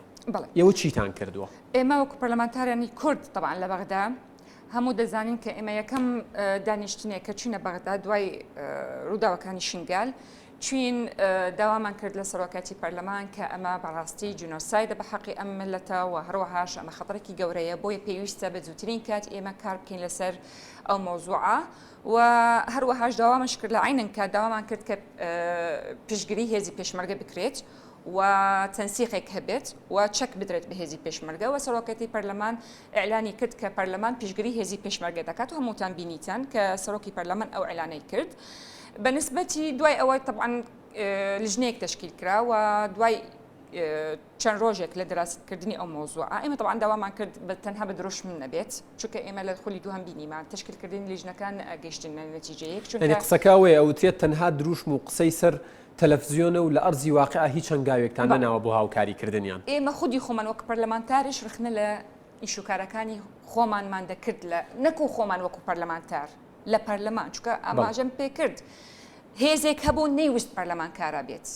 دەیویست دائیمەن پەرلەمان بە شێوەیەکی ڕەش لە پەرچاوی هاوڵاتیانی عێراقی ببێت ئێستا چی گۆڕاوە ئێستا وترێت مالیکی گۆڕاوە بەڵام کەسێکی هەمان لیستی مالیکی و هەر ئەو جەماعەتەی ئەو کۆمەڵی پشتگیریان لە مالیکیە کرد ئێستا پشتیان لە مالیکی کردووە پشتیان ڕویان حەیدەر عیبادی کردووە کەواتە پێت وایە سیاسەتەکە بگۆڕێت من ئەوەی شنگالتەوە بکەم و ئەمەش مۆزوعێکی زۆر گرنگە بۆ هاوڵاتیانی کوردستان بزانن ئایا چی ئەگۆڕێت لە سیاسەتی عیبادی بەنسبەتی طبعا پەرلەمان دوای ئەوە بریارێکمان دەرکرد کە ئەمە جینۆسایتە و بریارێکمان دەرکرد کە منظەماتی دووەلی بەڕاستی وەکو پێویست نەبوون یعنی بینیمان لە وڵاتانی تر کە نزیکە لە کوردستان بە شێوەیەکی ئەکتیڤتر بوو هاتنە بۆ لای ئاوارەکان بەڵام لە کوردستان بەو شوێنە نەبوو ئێمە لە خولی دوو هەمش ئەو رخنەمان کرد لە ڕێکخراوی نێودەوڵەتی من ئەو کاتە وەکو ئەندامی لیژنەی مافی مرۆڤ و سەلیمی جبوری وەکو سەرۆکی لیژنەی مافی مرۆڤ داوامان کرد کە ئەو ڕێکخراوانە ینی بە زوورترین کاتیێن و بە شێوەیەکی کاراتر ئیشکەن لە هەرێمی کوردستان و هەروەهاش داوامان کرد کە ئەو لیژنەیە کە ئیستا کار دەکات بە هەماهەنگی بێت لەگەڵ پەرلەمان ئەوەی لیژنەی ساڵح المطلق ئێمە وەکو پەرلەمانتار بە حەقات هەر مجموعەیەکی پەرلەمانتار لە هیچ هەر پارێزگایەک سەردانەکان و بە شێوەیەکی ینی مەیدانی بریارێکیش هەبوو لە پەرلەمان کە هەر پەرلەمانتارێک نیوەی مەعاشەکەی بدات بە ئاوارەکان ئەمە تا چەندە ینی ئیشی پێکراوە من پێت ئەڵێم داواکاری تەقدیم کرا بەڵام نیساب نەبوو بۆ ئەوەی کە دەنگی لەسەر بدەین بکەین بە بریار مەفرۆزە پەرلەمان ئەو داواکاری دیسان بخەتە هەست ناکەی دۆخی ئاوارەکان ینی هێندە خراپە سەرڕایەوەی کە بە بەردەوامی لەلایەن هەرێمی کوردستانەوە هاوکاری کراون کە پێویستەکە ئەگەر لە پەرلەمانە چەند ئەندام هەیە 328 پەرلەمانتار هەیە گەر 28کەشیان ئامادە بە ناوکاری بکەن ئەبێ ئێوە لەسەر ئەرزی واقع بیکەن لێرەوە چی ئەڵێ بەو ئاوارانە کە ئێستا چاوێن لە تۆی و بە دیارتەوە دانیشون بەڵێنی چیان پێ ئەدەی وەکو نوێنەرێکی ئەوان لە پەرلەمانیە من یەکێک لە 328 ناتوانم نوێنەراتی هەموو 328 بۆ ئەوی وەکو خۆم من دەڵێم ئێمە وەکو پەرلەمانتار ئەو بەڵێنانە کە دایان پێیان لەو بریارێکە لەنەوە پەرلەمان مراقبەی جێبەجێکردنی چونکە ئێمە کێشەی ئەوەمان هەبوو کە چی دەرچوو لە پەرلەمان زۆربەی جێبەجێ نەکرا سەر ئەرزەواقع هەروەهاش وەکو پێویست حقەت وەکو پێویست بەدەمی ئەو منداڵانە بەڕاستی منداڵەکان زیاتر ئەوترێت منداڵان و ژنان و ئافرەتان دۆخیان زۆر خراپە منداڵان و ژنان زیاتر بە حقەت یعنی من کە لە نزیکەوە ئەیان بینم زیاتر چونکە ئەفۆن بۆ ینی پیا و زۆر مقاومەی هەیە ڕەبتە بە بوونەی جسمی کەسەکانەوە ئافرەت و منداڵ زۆر ناسکن تەحمل ناکەن بۆیە لەوانەیە تەئسیری محیطك environment يعني بيئەکە و ژینگەکەی کە زیاتر تەئسیری لێ ئەکات یعنی زیاتر لاوازتر ئەبێت لە پیاوەکان بۆیە زیاتر بۆ منداڵ و ئافرەتەکان. دکتۆرە من سوپاس دەکەم دێمە وڵات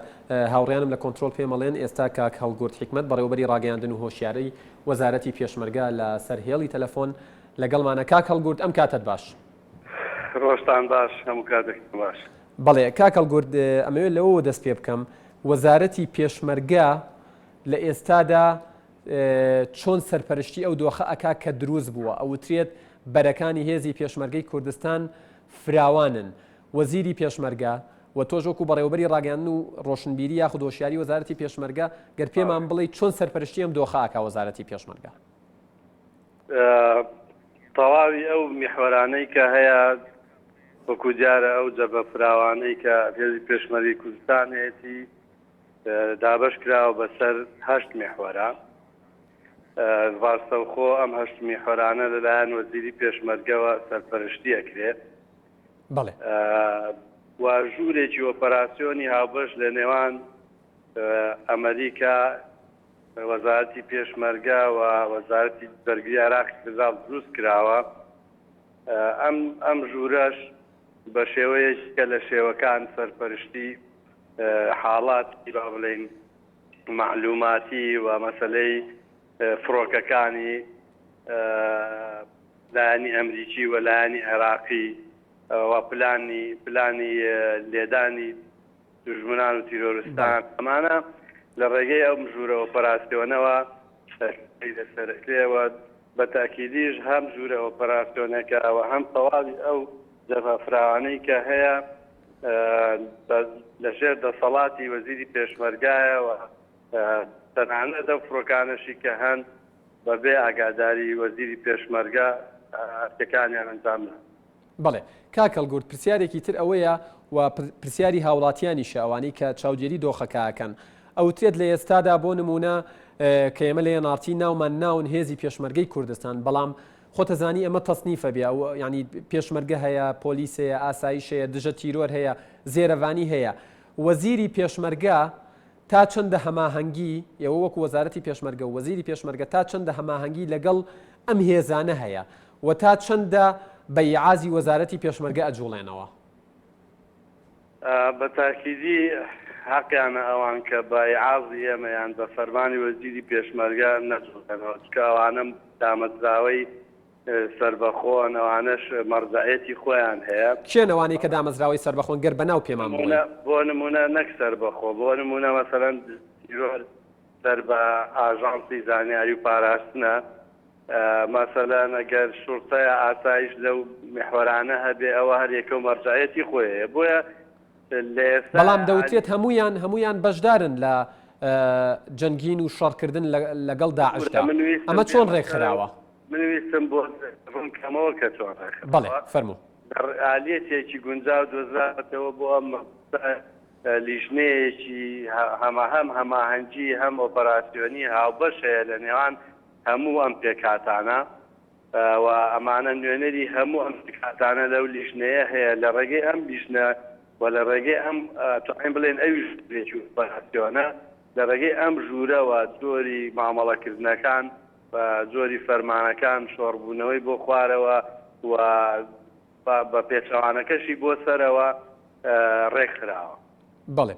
کاکەڵگورد پرسیارێکی تر ئەوەیە کە دەوترێت لەو ناوچانەی کە هێزەکانی پێشمەرگە کشاونەتەوە و چەکدارانی داعش تیایاندا جێگیر بوون تا چەندە هێزی پێشمەرگەی کوردستان پێشڕەوی کردووە و کۆنتترۆلی ئەو ناوچانەی بەدەستێناوەتەوە گەر بە زانیاری ئەوەندەی ڕێگەت پێدراوە پێمان بڵێ. من حەزەکەم لە ڕێگەی ئەو چاشەی بەڕێستانەوە یەک ئاستی هەیە یعنی سەقافەت هەیە کە لەم دوایەوە دروست بووە مەسەلەی پاشەکشە بەڕاستیەکەی تۆ زەوردە ئیشی لەسەر بکرێ بەو ئاخارەی هەم یعنی با بڵێن پاشەکشە و شکستەکان هەمووی تێکەڵ نەکرێ لە ڕاستیایەمە هێزێکی سەربازی هێزی پێشمەرگەی کوردستان محەڕەزین بۆ سەرکەوتنەکان کە لە تاریخی خۆمانەوە بەم شێوەیە ناسراوین و لە ئێستاش دەبێکی فراوان هەیە بەڕاستیەکەی خوێندنەوەمان وا بۆی هەبێ کە هەم حاڵەتی پاشەکشەمان هەیە و هەمیش زۆرە بە جۆرێک لە جۆرەکان لە هەندێک جێگاش کەسمان خواردووە ئەمە ڕاستیەکە لەبەرەوە نەبێت کاری لێ بکەین بۆیە ئەمە یعنی با بڵێن پەیامەکەی من ئەوەیە کە ئیتر لە میدیاکانەوە دەست بەم حەقیقەتە بکرێەوە ئەمە ڕاست بکرێتەوە ئەو جێگانەی بۆ نمونە تۆ ناشێ باسی سنجار بکەی بڵێ پاشەکشەم کردووە کە کاتێک ئەوان نییە و پاشەکشە نەکراوە بە عیلمی هەموو قیادەی عسکەری سەربازی ئەم وڵاتە و سیاسی ئەم وڵاتە دیارەکە مەسەلەن چۆن تەعامل کراوە لەوێ لەبەرەوە جێگایشیش محوەرش بۆ محوەرێک جیاوازی هەیە پەیامی ئەمە ڕاست بکرێتەوە لەبەرەوەی بەهیگەرانیەوە هەم دۆستەکانی ئێمە لە دەرەوەی وڵات هەم هاونیشتمانیانی ئەم وڵاتە لە مەسەر لەم جۆرە با بڵێن ثقافەت هاڕوان. بەڵێ کاکەڵگورد سەبارەت بەوەی کە ئەو وڵاتانەی کە بە فەرمی ئامادەی خۆیان پیشان داوە بۆ ئاوکاریکردنی هەرێمی کوردستان و هێزی پێشمەرگەی کوردستان بە دابینکردنی چەک و پێداویستی سەربازی گەر بکرێت ڕوونکردنەوەیەکمان لەسەرەوەش پێبیت. وەکو دیارە کۆمەڵێ وڵاتێکی گەورە ئامادەی خۆیان پیشان داوە وەکو ئێمە ئاماژەمان پێکردو ئەمە لە ڕۆژگاتیەکەیەوە بەڕاستی دەستکەوتێکی کاکەڵگورد ئەو وڵاتانە گەرناوی وڵاتەکانمان پێ بڵێ. لە پێش هەمویان وەکو دیارە ئەمریکا بوو بەریتانیایە ئیتالیایە فەڕەنسایە ڕۆمانیایە چیکە یعنی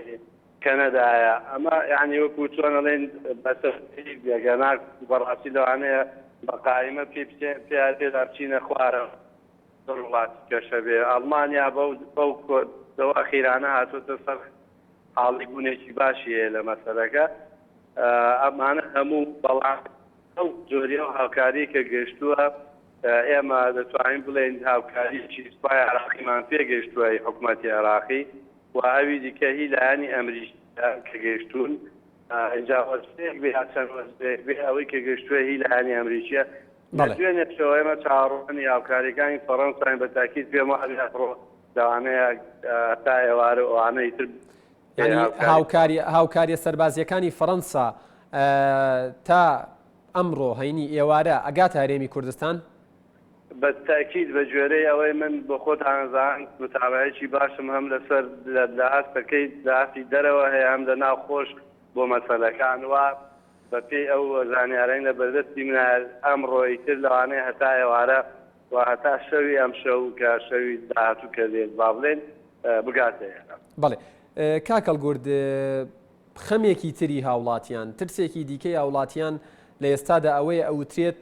ئەم چەکانە دابشکردنیان چۆن دەبێت وە کێ سەرپەرشتی دابشکردنیان نەکات و دواتر گەڕانەوەیان بۆ سەر میلاکی وەزارەتی پێشمەرگە چۆن ئەبێت ئایا لای حزبەکان ئەمێنێتەوە و بەشێکی تری پرسیارەکەشم ئەوەیە ئەو هێزە ئەو حزبانەی کە هێزیان دروست کردووە و نردویانەتە بەرەکانی جەنگ ئەوتری ئەوانیش داوای چەکەکەن تا چەندە ئەمانش لێی سوودمەند دەبن لەو چەکانە خۆی بە تاکیدی هاونیشتمانی ئەم وڵاتە مافدارە بۆی کە ئەم دڵە ڕاوچەی هەبێ بەڵام من لێرەوە دڵنیایی هاوڵاتیانەکەمەوە کە تەواوی ئەو چەکانەی کە دێ لەلایەن پێشمەرگەوە هەم سەرپەرشتی چۆنێتی دابشکردنەکەی ئەکرێەوە هەم زۆری ئیستیلامکردنەکەی لەبەرەوە بە تاکیدی ئەوە شەخصی وەزیری پێشمەرگە ئاگادارە لە وردەکاریەکانی بۆ خۆی بڵێن فاکتەرێکە یا دڵنیایی داتە هاوڵاتی کە بە تاکیدی وەزیر ئاگای لێ وەزیریش لە هەموو حاڵەتەکانە لە ڕاستیە ئەو جۆرە چەکانە نادەت با بڵێن بە تایبەتی ئەو هێزانەی خۆبەخشن لە ئێستاە بە تەقدیرەوە کە هاتوونەتە مەیدانەکە و هاوکاری هێزی پێشمەرگەکان بەڵام لە ئەوەلیاتی وەزیرەوەیە کە هێزی پێشمەرگی کوردستان چەکدار کەواتە تەنها ئەو چەکانەی کە دێن وەزیری پێشمەرگای هەرێمی کوردستان سەرپەرشتی دابشکردنیان نەکات و لە میلاکی وەزارەتی پێشمەرگەی کوردستانیش دەبن بە تاکیدی ئێستا دەرفەتێکی گونجاو هەیە لە بۆ ئەوەی کە هێزی پێشمەرگی کوردستان ئالەم دەرفەتەی ئێستاکە هەیە ئەوەندەی کە ماش بوو یەک بخرێ و ڕێک بخرێەوە بە دامەزراوەیەکی زۆر جوان بکرێەوە ئەوە بێکەیتر هەمومان ئومێدمان هەیە ئومێدمان هەیە پێی و لی دەڕوانین و چاڕوان. بەڵێ کاکەڵ گورد ئەوەندەی ئێمە لە فەیسبوکەوە پێمانەگاتەوە تەلەفۆنمان بۆ ئەکرێت گەنجانی شارەکانی هەرێمی کوردستان بەبێ جیاوازی ینی باسی ئەوەکەن کە پێیان خۆشە خزمەتی هێزەکانی پێشمەرگە بکەن پێیان خۆشە بەرگری لە ناوچەکانی هەرێمی کوردستان بکەن تەنانەت من بەنامە بۆم هاتووە ئەڵێت ئەگەر هیچم پێ نەکرێ ئەتوانم خۆ مەغزەنیان پڕ لە فیشک بۆ بکەم ینی هەیە ئەڵێت ئەتوانم خۆی هیچ نەبێت چێشتیان بۆ لێنێم چایان بۆ لێنێم نێڵم ئەوان مەشغوڵ بن بەو کارەوە ئێوە لە وەزارەتی پێشمەرگە چ میکانیزمێکتان هەیە بۆ وەرگرتنی ئەو گەنجانە ینی بە شێوەیەک لە شێوەکان ینی وەربگیرێن لە ڕیزەکانی هێزی پێشمەرگە یاخود سوود لە تواناکانیان وەربگیرێت بۆ ئەوەی هاوکار بن لەو شەڕی کە ڕوبەڕووی هەرێمی کوردستان بۆتەوە ئێوە چیتان کردووە لەمڕۆوە من ئەو دەرفەتەیەوە قۆزمەوە بۆ ئەوەی کە لێرە لە ڕاستیە پامێکی ڕایگەێنین دەبێ هەموو هاونیشتمانیان هەم وڵاتە بزانن ئێستا ئێمە چاودێرێکی زۆری نێودەوڵەتیمان هەیە زۆریشان لەسەر ئاسی تەواوی ئەو جەبهەیە بەسەرکردنەوەیان هەیە بۆیە پێش هەر شتێک هاوڵاتی ئەم وڵاتە نابێت بە هیچ شێوەیەک لە خواری 18 ساڵەوە تەواجودی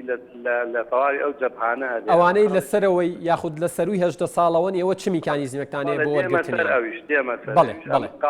خاڵی زۆر مەسەلەیەوەی کە تەمەنی یاسایی هەیە بە تاکیدی ئەمە بابەتێکە لە ڕاستیە لە وەزارەتی پێشمەرگە ئەو ئامادەکاریانەی کە کردومانە تەنها توانیمانە بەشێک لە با بڵێن ئەو بەشەی کە توانای هەیە وە خانەنشینی هێزی پێشمەرگەی کوردستانە کاری لەسەر بکەین و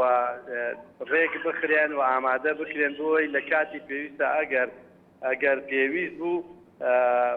بتوانرێت سوود لە تواناکانیان ببینێ. ینی هیچتان کردووە لەو ڕۆوە هیچ جێگەیەکەیە هیچ شوێنێکەیە کە ئەو گەنجانە بیانەوێت پەیوەندی پێوە بکەن بیانەوێت سەردانی بکەن گەر بیانەوێت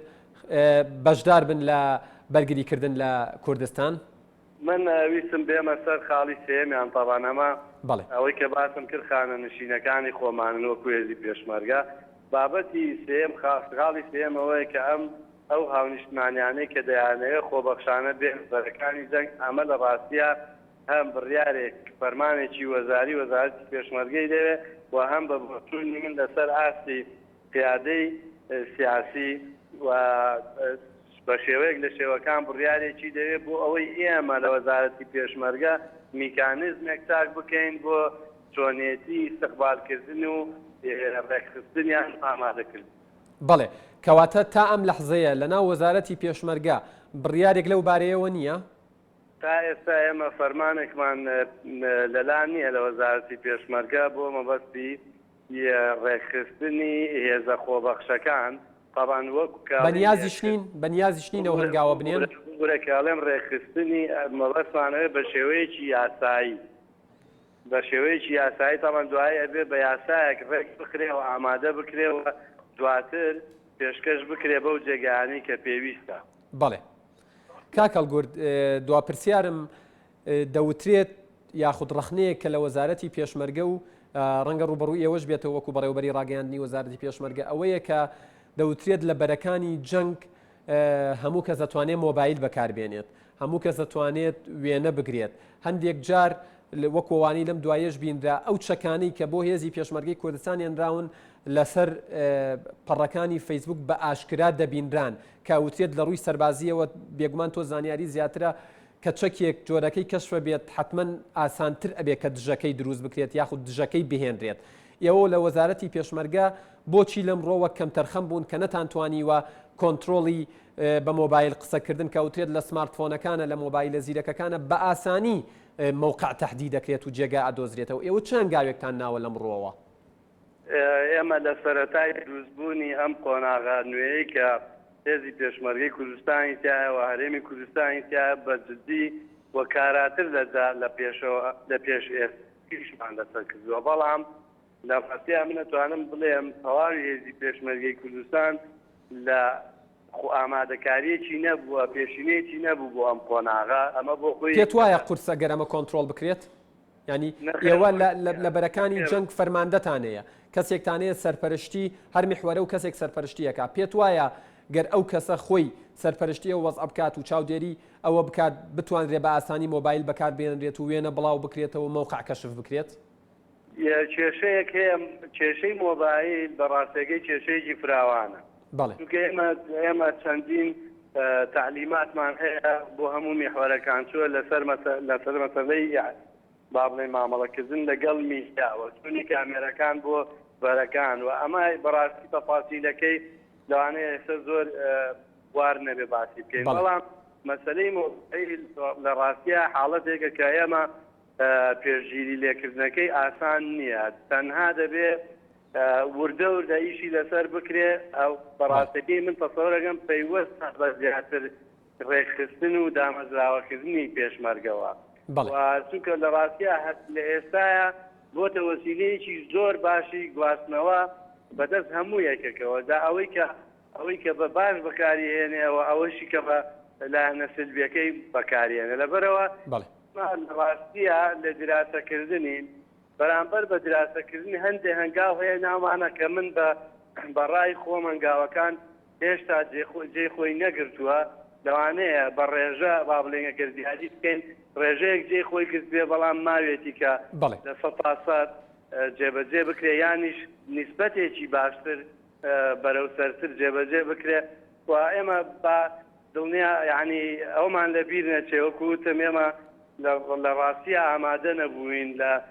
هێزی پێشمەرگەی کوردستان و لە هەرێمی کوردستان و لە ئێوە لە وەزارەتی پێشمەرگە کاکەڵ گورگە زۆر بە کورتی وەڵام بیتەوە سوپاس دەکەم ئێوە لە وەزارەتی پێشمەرگە درکتان بەوە کردووە کە هێزی پێشمەرگەی کوردستان ئامادەکاریەکان میکانیزمەکان ئەو ڕێگایان و ئیجرایەتانەی گیراونەتە بەر وەکو پێویست نییە و دەبێت دوایم قۆناغی کە کۆتایی دێت یاخود کەی کۆتایی هات ئێوە بە خۆتانە بچنەوە لە وەزارەت و زۆر شت هەیە کە پێویستە هەڵوەسەی لەسەرکەن و ڕێکی خەنەوە جگە لە کۆتایی هاتنەکەی من عەرزی هەندێک لە بەڕێزانی بەرپرسیشم کردووە ئێستا بە دەرفەتە بینم بۆ ئەوەی کە پێشمەرگە لە هەندێک حاڵەت هەیە ئیتر دەربازی ببێ و باشترین قۆناغە بۆ ئەوەی کە لە فلتەر بدرێ ببێتە بە ئەو هێزەی کە هەموو هاوڵاتێکی ئەم وڵاتەیە. بەڵێ زۆر سوپاس بۆ هەڵگورد حکمت بەڕێوەبەری ڕاگەیاندن و هۆشیاری وەزارەتی پێشمەرگە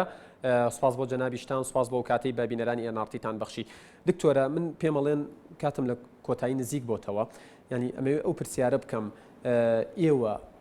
سەردانی ئاوارەکانی شنگالتان کردووە یاخود بەنیازن سەردانیان کەن؟ وەکو پەرلەمانی عێراق لیژنەیەک هەیە سەردانی کردوون ئێمەش وەکو تقریبن ئەوانەی کە لە ژنەی مافی مرۆڤ پرۆژێکمان داناوە کە هەموو ئەو ئەندامانە کە لە خولی رابردوو هەیە بە یەکەوە سەردانیان دەکەن بەڵام ئەگەر باسی عبادیت کرد جەنابەت هەمومان دەزانین عبادی جێبەجێکەری پلانەکانی مالیکی بوو لە ناو پەرلەمان و هەروەهاش سەرکردێکی نزیکە لە مالیکی و ئاگای لە هەموو سیاسەتەکانی مالیکی بۆ تەنانەت دەوترێت دوێنێ لە دەستەڕاستی مالیکی وەسترا بوو لە دواوتاری مالیکی. بەڵێ جگە لەمەش هەمومان دەزانین کە بۆ هەموو دنیاڕوون بوو کە ئەو سیاسەتانە کە مالیکی بەکاری هێنا سیاسەتی کەڵەیە ئەوەیشی کرد کە کورد و سونە و هەندێک لە پێکاتەی هاوپەیمانی نیشتیمانی دوور ئەبن لێ و هەروەهاش ململانەی سیاسی بەردەوام بوو لە خولی دووهەم بۆیە من دەڵێم عبادی ئەگەر دەیەوێ حکومەتێکی ڕاستەقینە دروست بکات و حکومەتێکی شەراکەی حەقیقی دروست کات مەفروض ئیستیفادە لە هەڵەکانی مالیکی ئەگەر نەخێر ئەوەندەی ئێوە تێبینیتان کردبێت و لە سیاسەتەکانی عیبادی کە من شتم لەسەر خوێندوتەوە ئەوترێت کەسێک کە ڕەنگە بە دەموچاو پیاوێکی هێمن و هادی بێ بەڵام زۆر شتی کردووە دژ بە کورد و تەنانەت ئەوترێت ئەندازیاری بڕینی موچە و بودجەی هەرێمی کوردستانیش بوو ئەمە تا چەندە ڕاستە؟ من وەکو ئەندامی خولی دووهەم من دەڵێم تند بوو و هەروەهاش بۆیە من دەڵێم ئەو پلانە لە ڕێگەی طبعاً داراییەکان جێبەجێ دەکرا لە ناو پەرلەمان سەرۆکی ئەو لیژنەیە کە پەسەندی دەکرد خۆی حەیدەر لەبادی بوو تەنانەتش ڕۆژی یەکشەمە بۆ ئێمە دەچینە خولی دووەم یەکشەمە کە ئێمە دەمانوت بە پێی پەیڕەوی ناوخۆ نابێت راپۆرتی سەرەتایی بخوێنرێتەوە ئەو دەیوت نابێت ڕێگر بن بەرامبەر ئەوەی کە هەموو ئەندام پەرلەمانەکان ئیطلاع دەکەن ئەوەش بوو کە من مداخەڵەم کردوتم حەیدەر لەبادی ئێمە نامانەوەیە ڕێگر بین بەڵام با هەموو ئەندام پەرلەمانەکان لە ڕێگەی راپۆرت بیبینن بۆ ئەوەی کە تەشەنجێکی سیاسی دروست نەبێت و ببێت بەرێگر بەرامبەر ئیشوکارەکانی ئەو لیژنەی کاتایی ئەفۆن ئەو لیژنەی کاتی بۆیە داوامان کرد کە تەنها لە ڕێگەی راپۆرت ئەندام پەرلەمانەکان بیبینن و راپۆرتی کۆتایی بخێنێتەوە لە ناو پەرلەمان بەڵام بەڕاستی ئەو دژیەوە بوو دژی بوو دژی کەواتە دوا پرسیارم ئەوەیە ئێوە وەکو پێشمەرج گەڕانەوەی موچەی هاوڵاتیانی هەرێمی کوردستان و فەرمانبەرانی هەرێمی کوردستان و مادەی 140 پێشمەرگە ئەم مەسەلانە ئەکەن بە ئەولەویاتی ئیشی خۆتان بەر لەوەی مساومە لەسەر هیچ شتێک بکەن لەگەڵ سەرۆکوەزیرانی نوێی عێراق؟ من دەڵێم ئەمانە تا چەندە ئەمە لە سیاسەتی نوێنەرانی کورد و بەرپرسانی هەرێمی کوردستان بوونی هەیە کە ئەمانە پێشمەرج بن بودجە و موچەی هاوڵاتیان هەرێمی کوردستان بگەڕێنرێتەوە مادەی 140 بەو شێوەی کە هەیە تەکمیلەی بکرێت و جێبەجێ بکرێت مەسەلەی ینی میزانیە ئەم مەسەلانە هێزی پێشمەرگە تا چەندە لە ئەولەویاتی و تا چەندە پێشمەرجی ئیشەکانتانە بێت؟ خۆ طبعا من ناتوانم ئێستا بڵێم بەڵێیان نەخێت چونکە من وەکو پارتی دیموکراتی کوردستان تا چەندە ئەم هەڵوێستەتانە بێت؟ من آخر خۆی پێشمەرج طبعا تۆزێک ئەوستین لەسەری بەڵام مەسلەی ئەو خاڵانە هەمووی داواکاری ئێمە وەکو کورد من وەکو ئەشواق جاف ئەگەر لێم بپرسی من دەڵێم ئەوە زۆر زۆر مهمە بەڵام بە شەرتێک یەک شەرت مەرجەکەی ئەوەیە پێش ئەوەی کە دەڵێ ئەمانە بکەم بە مەرج من مەرجێکی ترم هەیە ئەوانە پێش ئەوەی بخەمە سەر مێزی گفتوگۆ یەک مەرجم هەیە کە هەموو گفتوگۆکان لە ژێر چاودێری ئەمم متحیدە بێت ئەگینا حکومەتی حادی ئەو حکومەتە نییە کە تۆ مفاوزای لەگەڵ بکەیت و مافی خۆت لێ بسەنیت. بەڵێ زۆر سوپاس بۆ دکتۆرە ئەشواق جاف پەرلەمانتاری عێراق لە لیستی پارتی دیموکراتی کوردستان سوپاس بۆ کاتی کە بە ئێمە بەخشی بینەرانی ئەزیزم لە کاتژمێری یەکەمی ڕووماڵەکەمانە ئێمە ئارام شێخ محەممەد جێگری سەرۆکی پەرلەمانی عێراق هەروە هەڵگورد حکمت بەڕێوەبەری ڕاگەیاندن و هۆشیاری وەزارەتی پێشمەرگەمان لەگەڵ بوو کۆمەڵێک زانیاری جۆرا و جۆریان کە ئێستا کاتی نییە من دووباریان بکەمەوە خستە ڕوو ئەمە کاتژمێری یەکەمی ڕووماڵەکەمان بوو پشوویەکی کورد وەرەگرین و شاشەکە بەجێمە هێڵن ڕووماڵەکەمان بەردەوام دەبێت.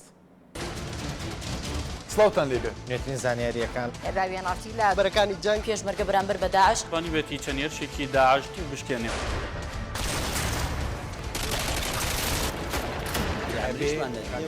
چەکدارێن داعش هێزە نییە بتوانێت بێتە ناوچەکانی ئێوە بێگومان هێزەکەیکی نێ پاراستناگەل دژی گروپی چەکداری داعش توانیویانە بچنە هەرێما کوردستانی چاڕوانی زانیاری زیاتریش بن.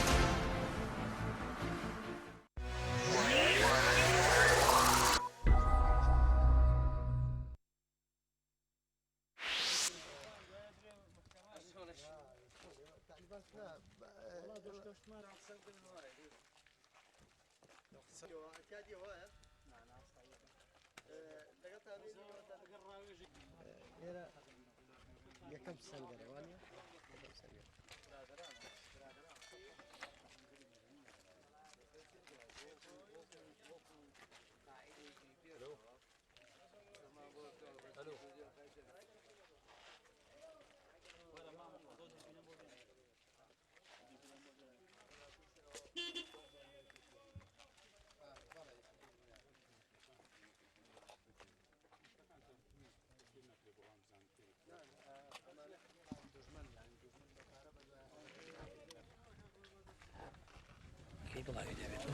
وەڵاهی ئەمە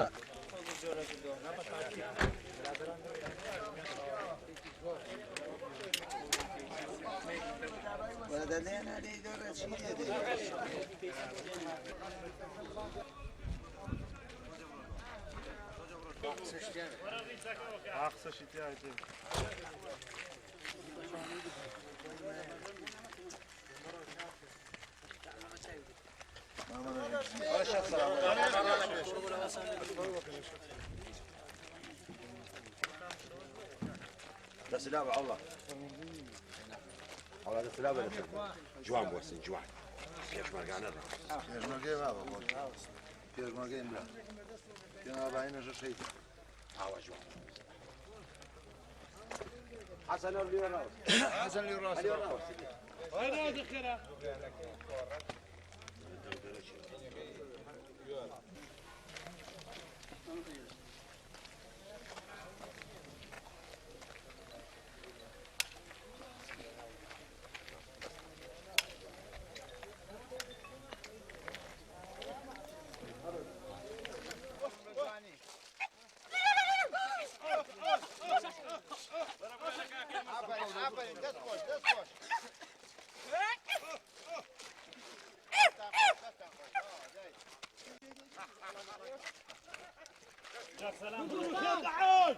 بروح يا دعوت تركيا فارسي بروح يا دعوت تركيا كرد وكردستان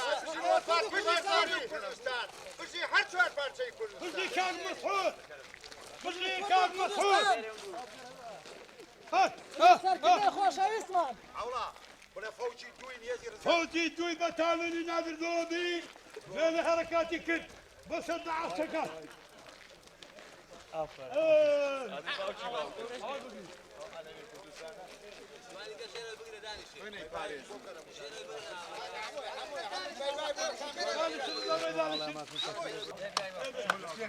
دستك لا لا يا ولد لا لا يا ولد او يا ريمن قرت وموت نا يلا مكاز بزاني او يا ريمن قرت وموت نا يلا مكاز بزاني يلا مكما كما ناري بالله دما لا درخوتي وانا بيه بويا قرم جمعه وشما لا درخوتي وانا بيه بويا قرم جمعه وشما لا لا يا ولد جولاني بسورة لا لا كامل قرت وموت نا يلا مكاز بزاني او طولي خليك انا راني وقلة شوالانه او طولي خليك انا راني وقلة شوالانه او يا هيل لا جايق ما تنانا لا لا لا لا يا ولا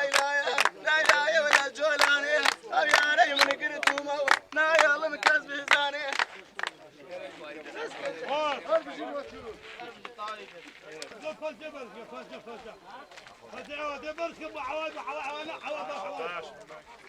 بلا بنو صوتك دورو فكان بارك فكان بارك عوت عوت عوت هالكوتن بوك وزن بلاكن وبلاو مريد وش منان مان مريد محسوب الردوة محسوب الردوة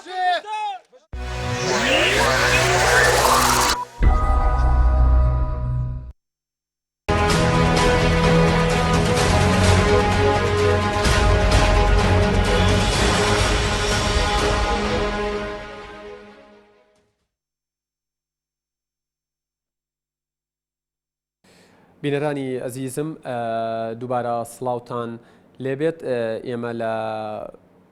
کاتژمێری دووهەمی ئەم ڕووماڵە تایبەت و ڕاستە و خۆیە بەردەوامین لەگەڵتان و لەم بە شەشدا میوانداری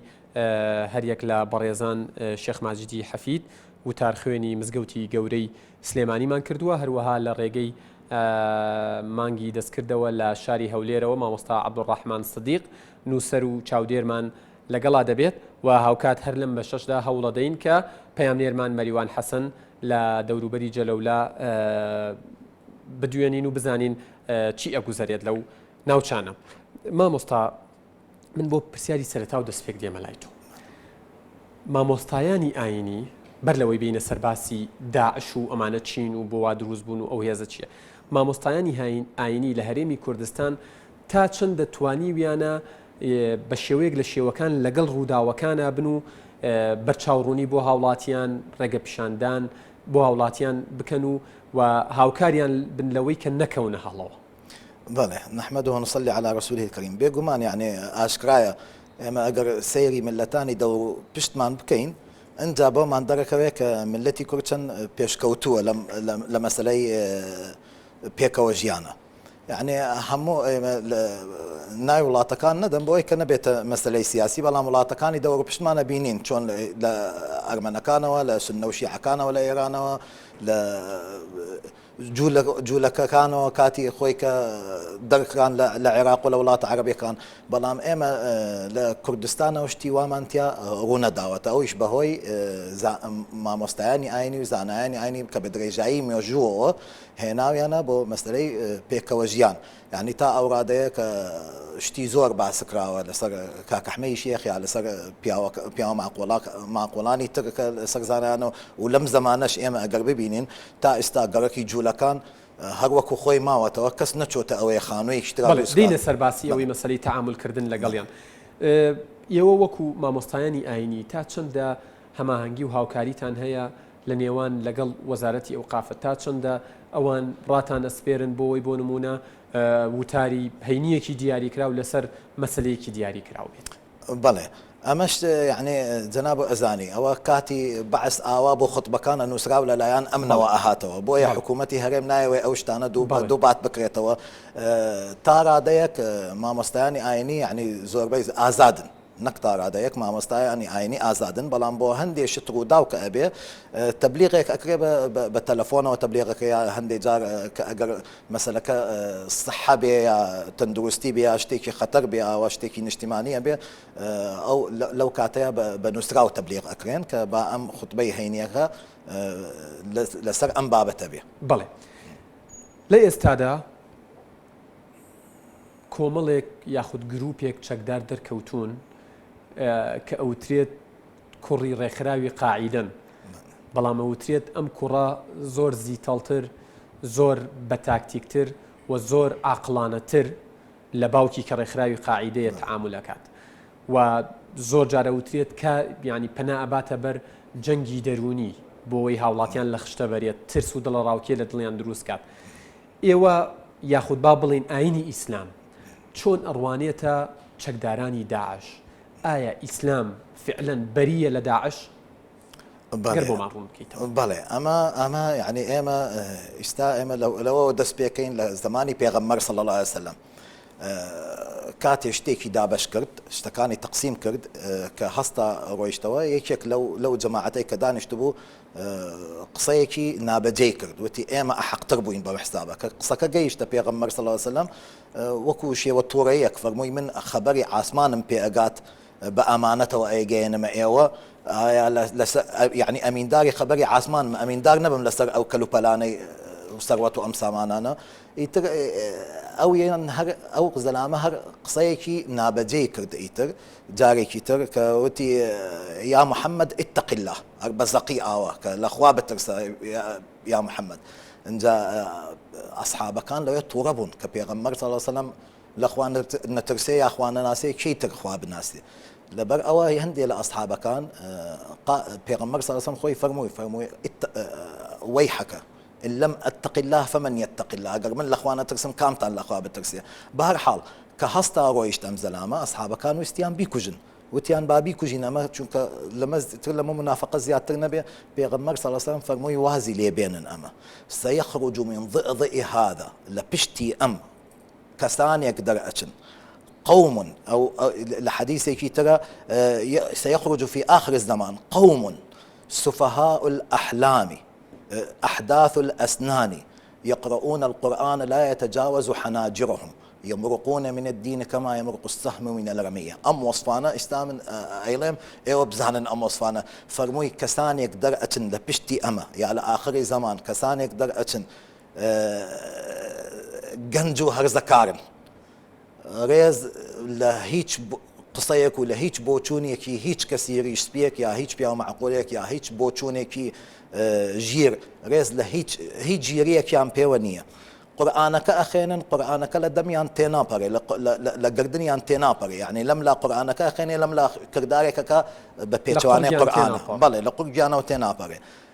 يمرقون من الدين كما يمرق السهم من الرمية لم لا نجاكاكا لم لا هلستي يكسر كاري كيواكا هربي دي بنيجوانية لم لا نجاكاكا لم لا هلستي سري زلام أبري سري زلام هلواسي طوب طوبين بكل دوايا أو وصفاني ك بيغمبري إسلام دور دي خواه للسربيت كرديتي لما نادر كوتوا بلى أنجا فرموشيتي لحديثكش فرمويتي فإذا لقيتموهم فاقتلوهم أمانك أجر دستان كوت أم جماعته بيانكوشن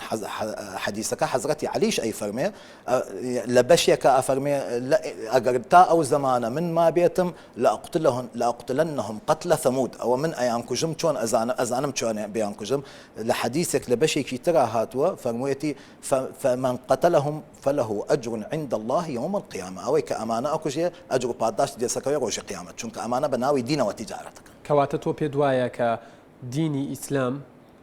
وداعش زور دورن ليكوا بيغمان وهاورايت ك أواني داعش چەکدارەکانی داعش لە ئاین تێنەگەشتون بێگومان نەک لە ئاین تێنەگەیشتون ئەوان ئەو بەشانە وەڵ ئەگرن کە بە دڵ خۆیانە ئەگەر بێشیە سەری ئەوان و تەحلیلێکی نەفسیانەکەین زۆربەر زۆریان ئەمانە نەخۆشی نەفسیان هەیە ئەینا کەس ئەم کوشتن و بڕینە ناکات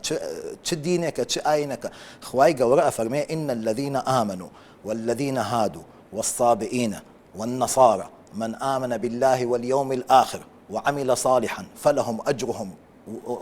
أجرهم عند الله ولا خوف عليهم ولا هم يحزنون فلهم أجرهم ولا خوف عند ربهم ولا خوف عليهم ولا هم يحزنون أفرمي خواي قولك أمجو لكان يا مسيحي كان يا أو كسانيك أوانيك بروايان هيا بخوا وبدواروج وبحساب كتابه وكرداري تشاكا أكن أجرو باداشتيان هيا لا إخواي بروردقار وهيش مترسيان لسرانية لآياتي كي ترشي أفرميت وما يفعلون من خير فلن يكفروا هتشكر داري كي تشاكا أكن ليان والأجيرة وليان قبول أكري أمانة همويان أهلي كتاب أجر قاو جولك به أجر غيري أوانش لشيني كتاب أفرمي خواي قورة إن الذين آمنوا والذين هادوا والصابئين والنصارى والمجوس والذين أشركوا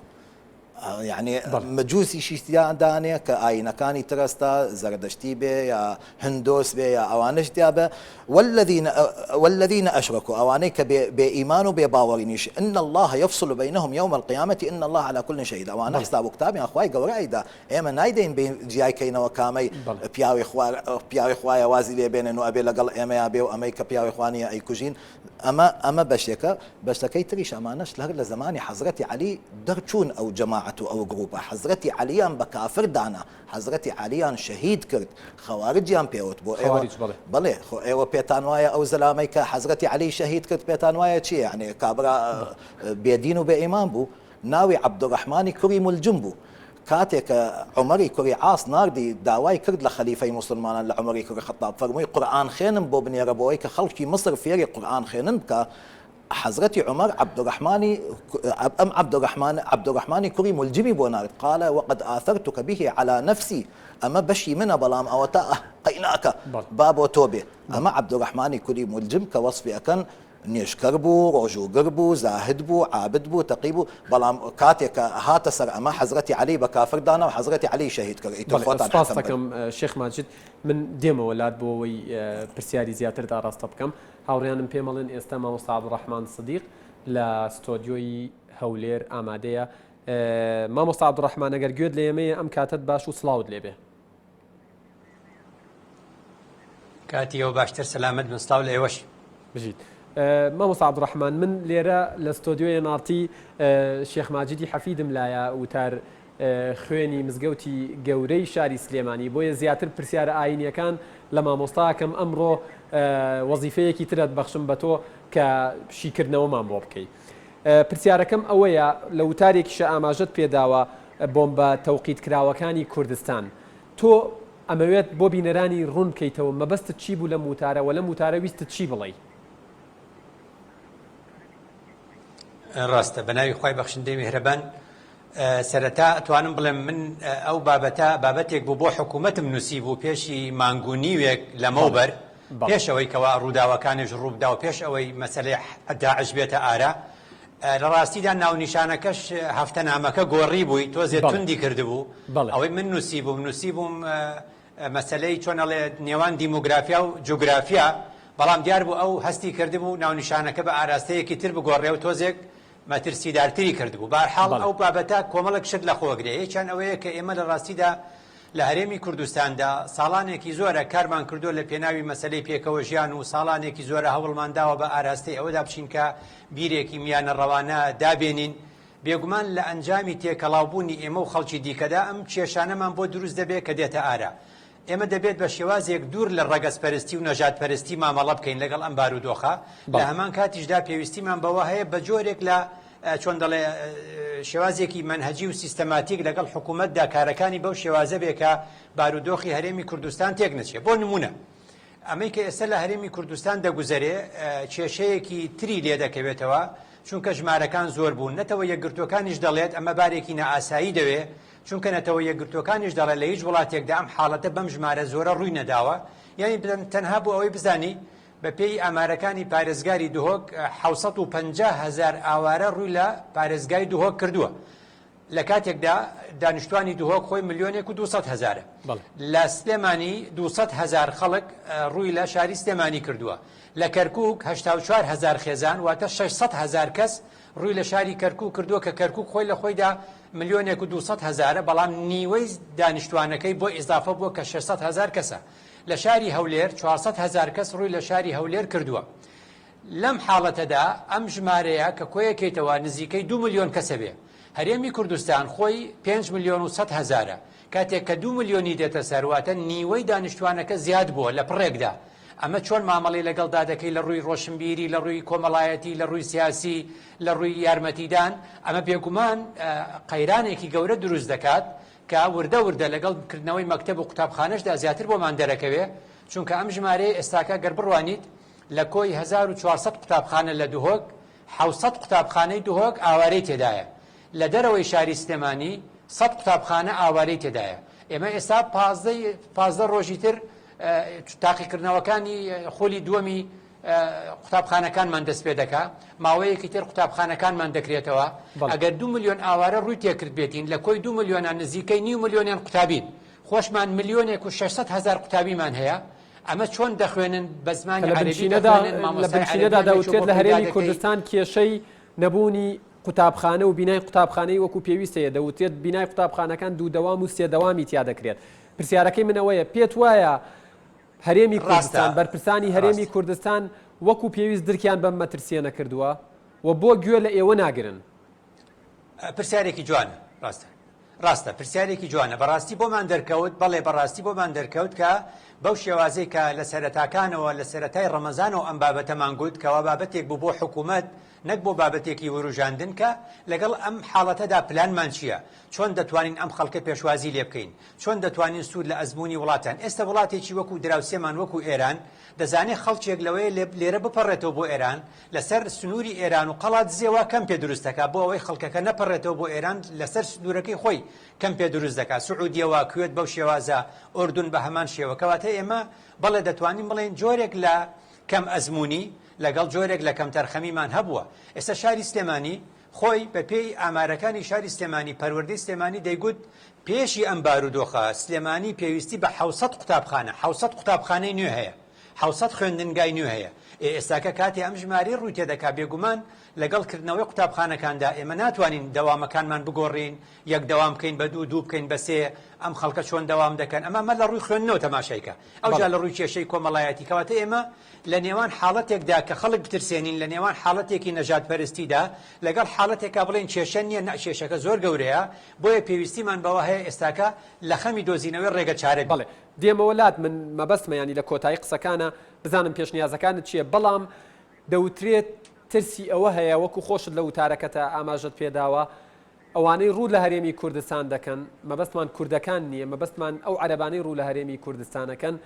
پێت وایە هەرێمی کوردستان ببێ بە نیشتیمانی بەدیل بۆ ئەوان ئەوە ترسێکە کە زۆربەی دەوڵەتان هەیەە ئێمە وەکو وتمان وڵاتێکی وەکو ئوردون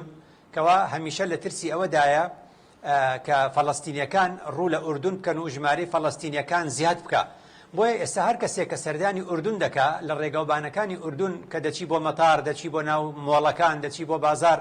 بۆ ناوەندی شار دەبینیت هەمیشە دروشمێک هەڵواسراوە لە ئوردوندا نووسراوە ئەلئوردون ئەوەلەن کە لێیان دەپرسی بۆچی ئەلئوردون ئەوەلەن من لە وەزیری ژینگەی ئوردونیم پرسی کاتی خۆی لە وەکیلی وەزیری کشتتوکاڵ و ئاودێریشم پرسی دەڵێ ئێمە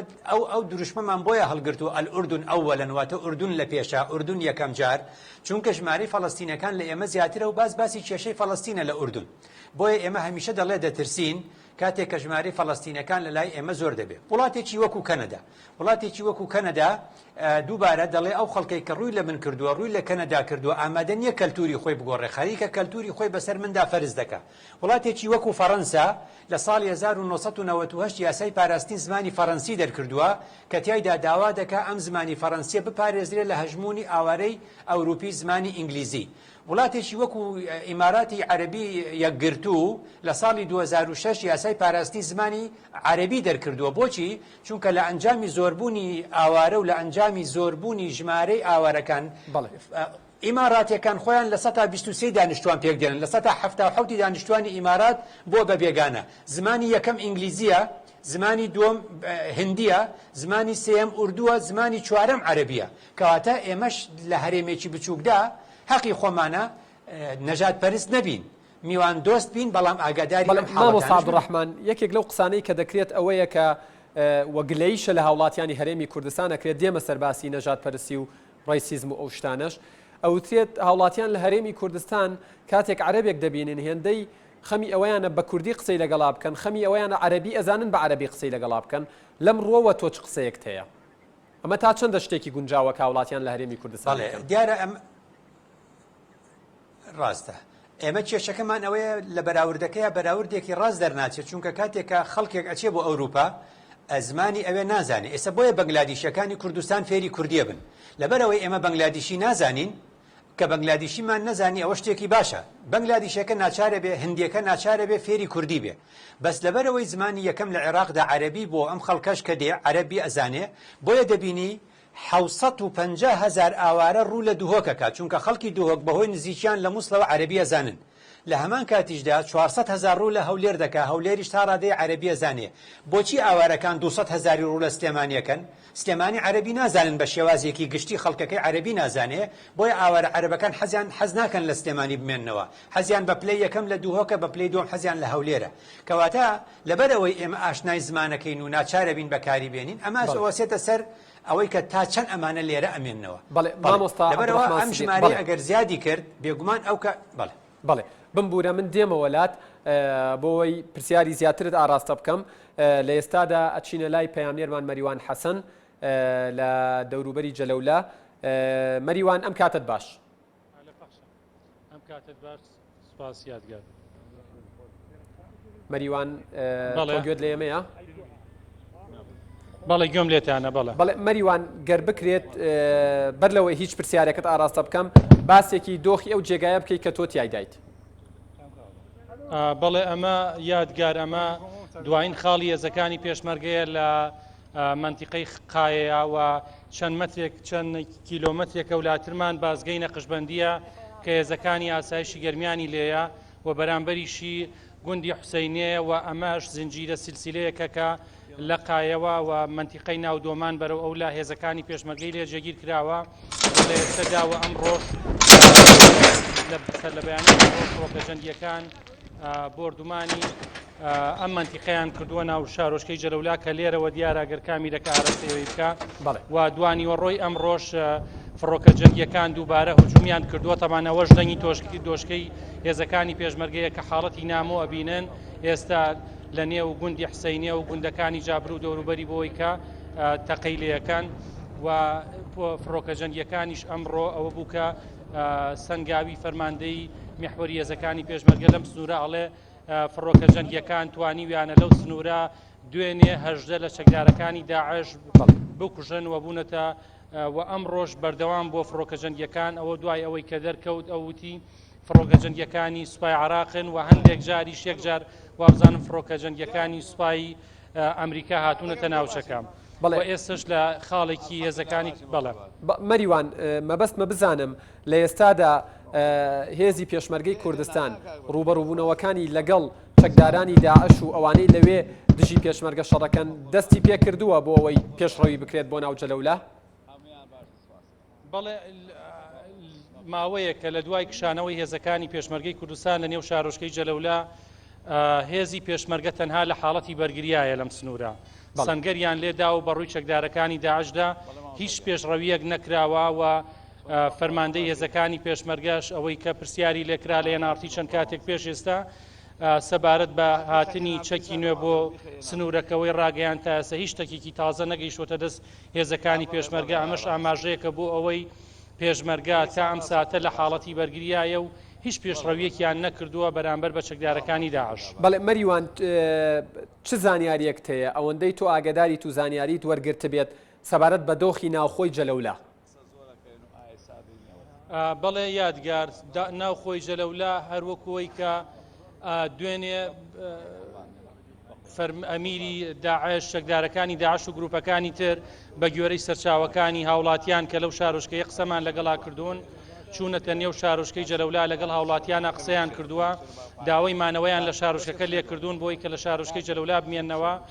و دڵنیاییان پێداون لەوەی کە ئەیان پارێزن و ئەوان بۆ کوشتنی خەڵک نهاتوون بەڵام ئەمەش نەبووتەوە کاری ئەوەی کە خەڵک لەو شارۆچکەی ئێستا بینیمان کە خەڵکی لە شارۆچکەی جەلەولا لە نزیک جادەی حەلوانەوە دێتنە سنوور یاریێمی کوردستان و ئاڵای سپی هەڵەکەن وەکو نیشانەیەک بۆی کە ئەوان خەڵکی مەدەنین و لەنایەن هێزەکانی پێشمەرگەوە تەقەیان لێ نەکرێ ئەمەش پێچێ پەیوەندی بەوە هەبێ کە بردومانی فڕۆکە جەنگیەکان خەس کراوەتەوە لەسەر شارۆچکەی جەلەولا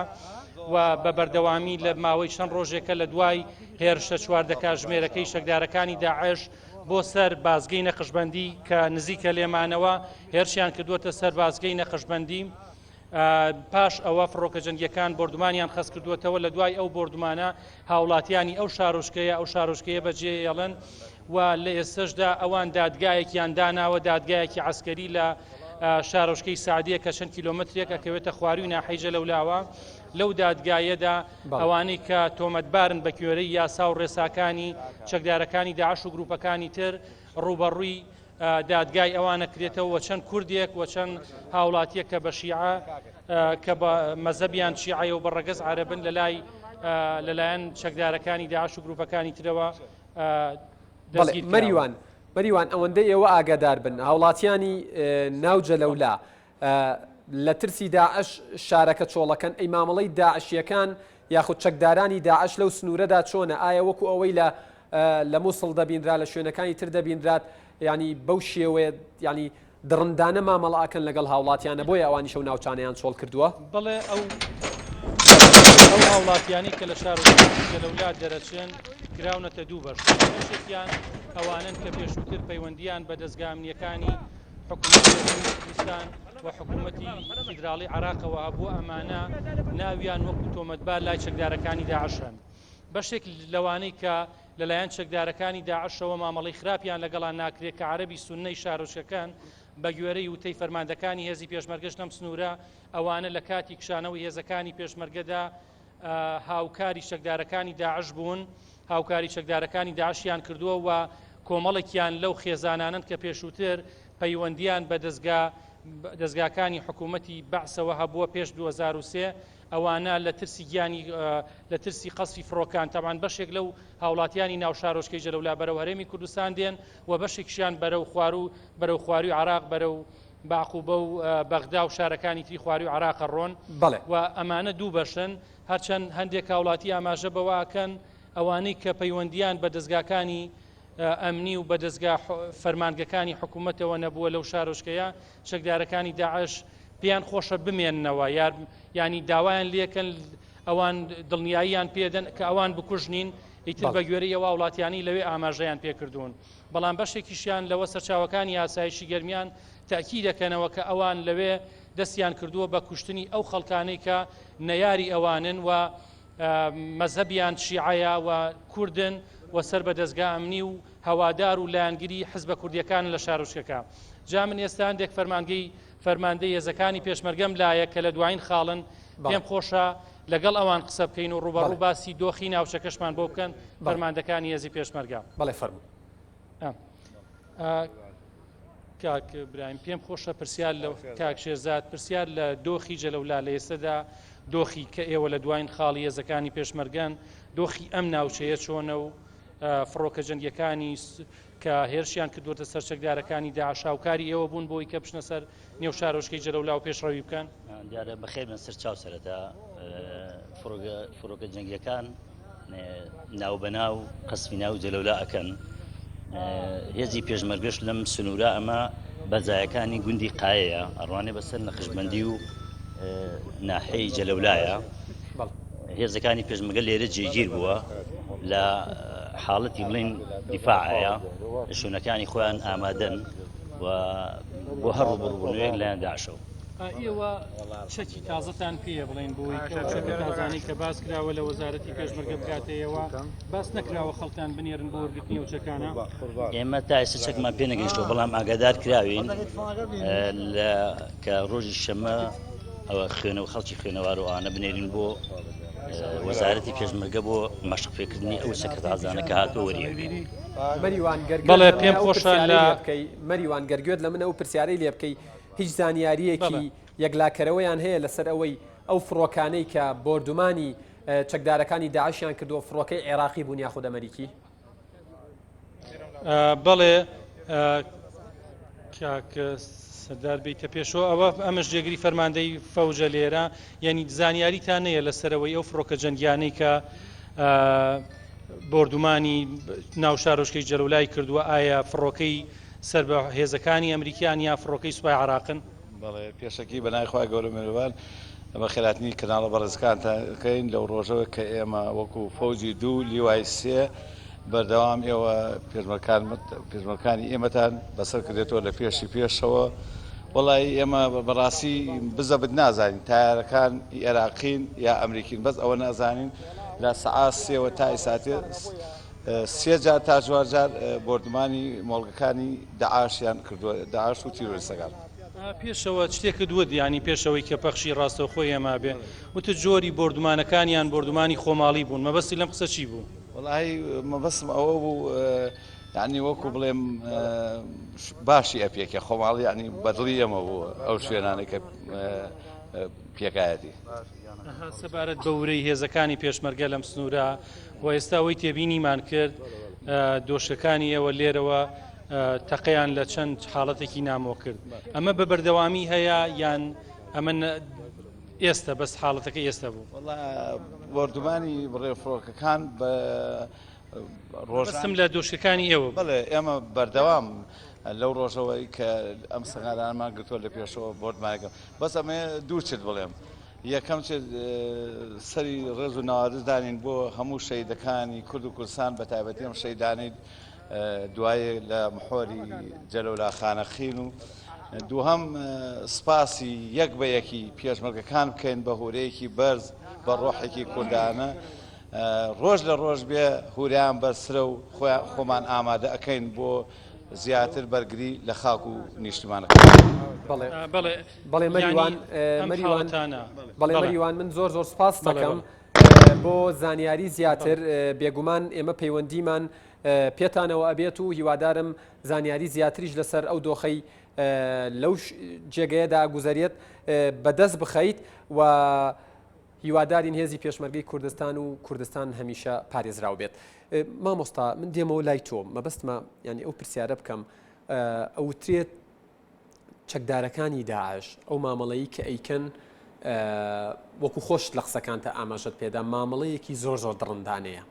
و ئەوترێت کە چەندین مامۆستای ئاینی تریش و لەسەر ئاستی گیانیش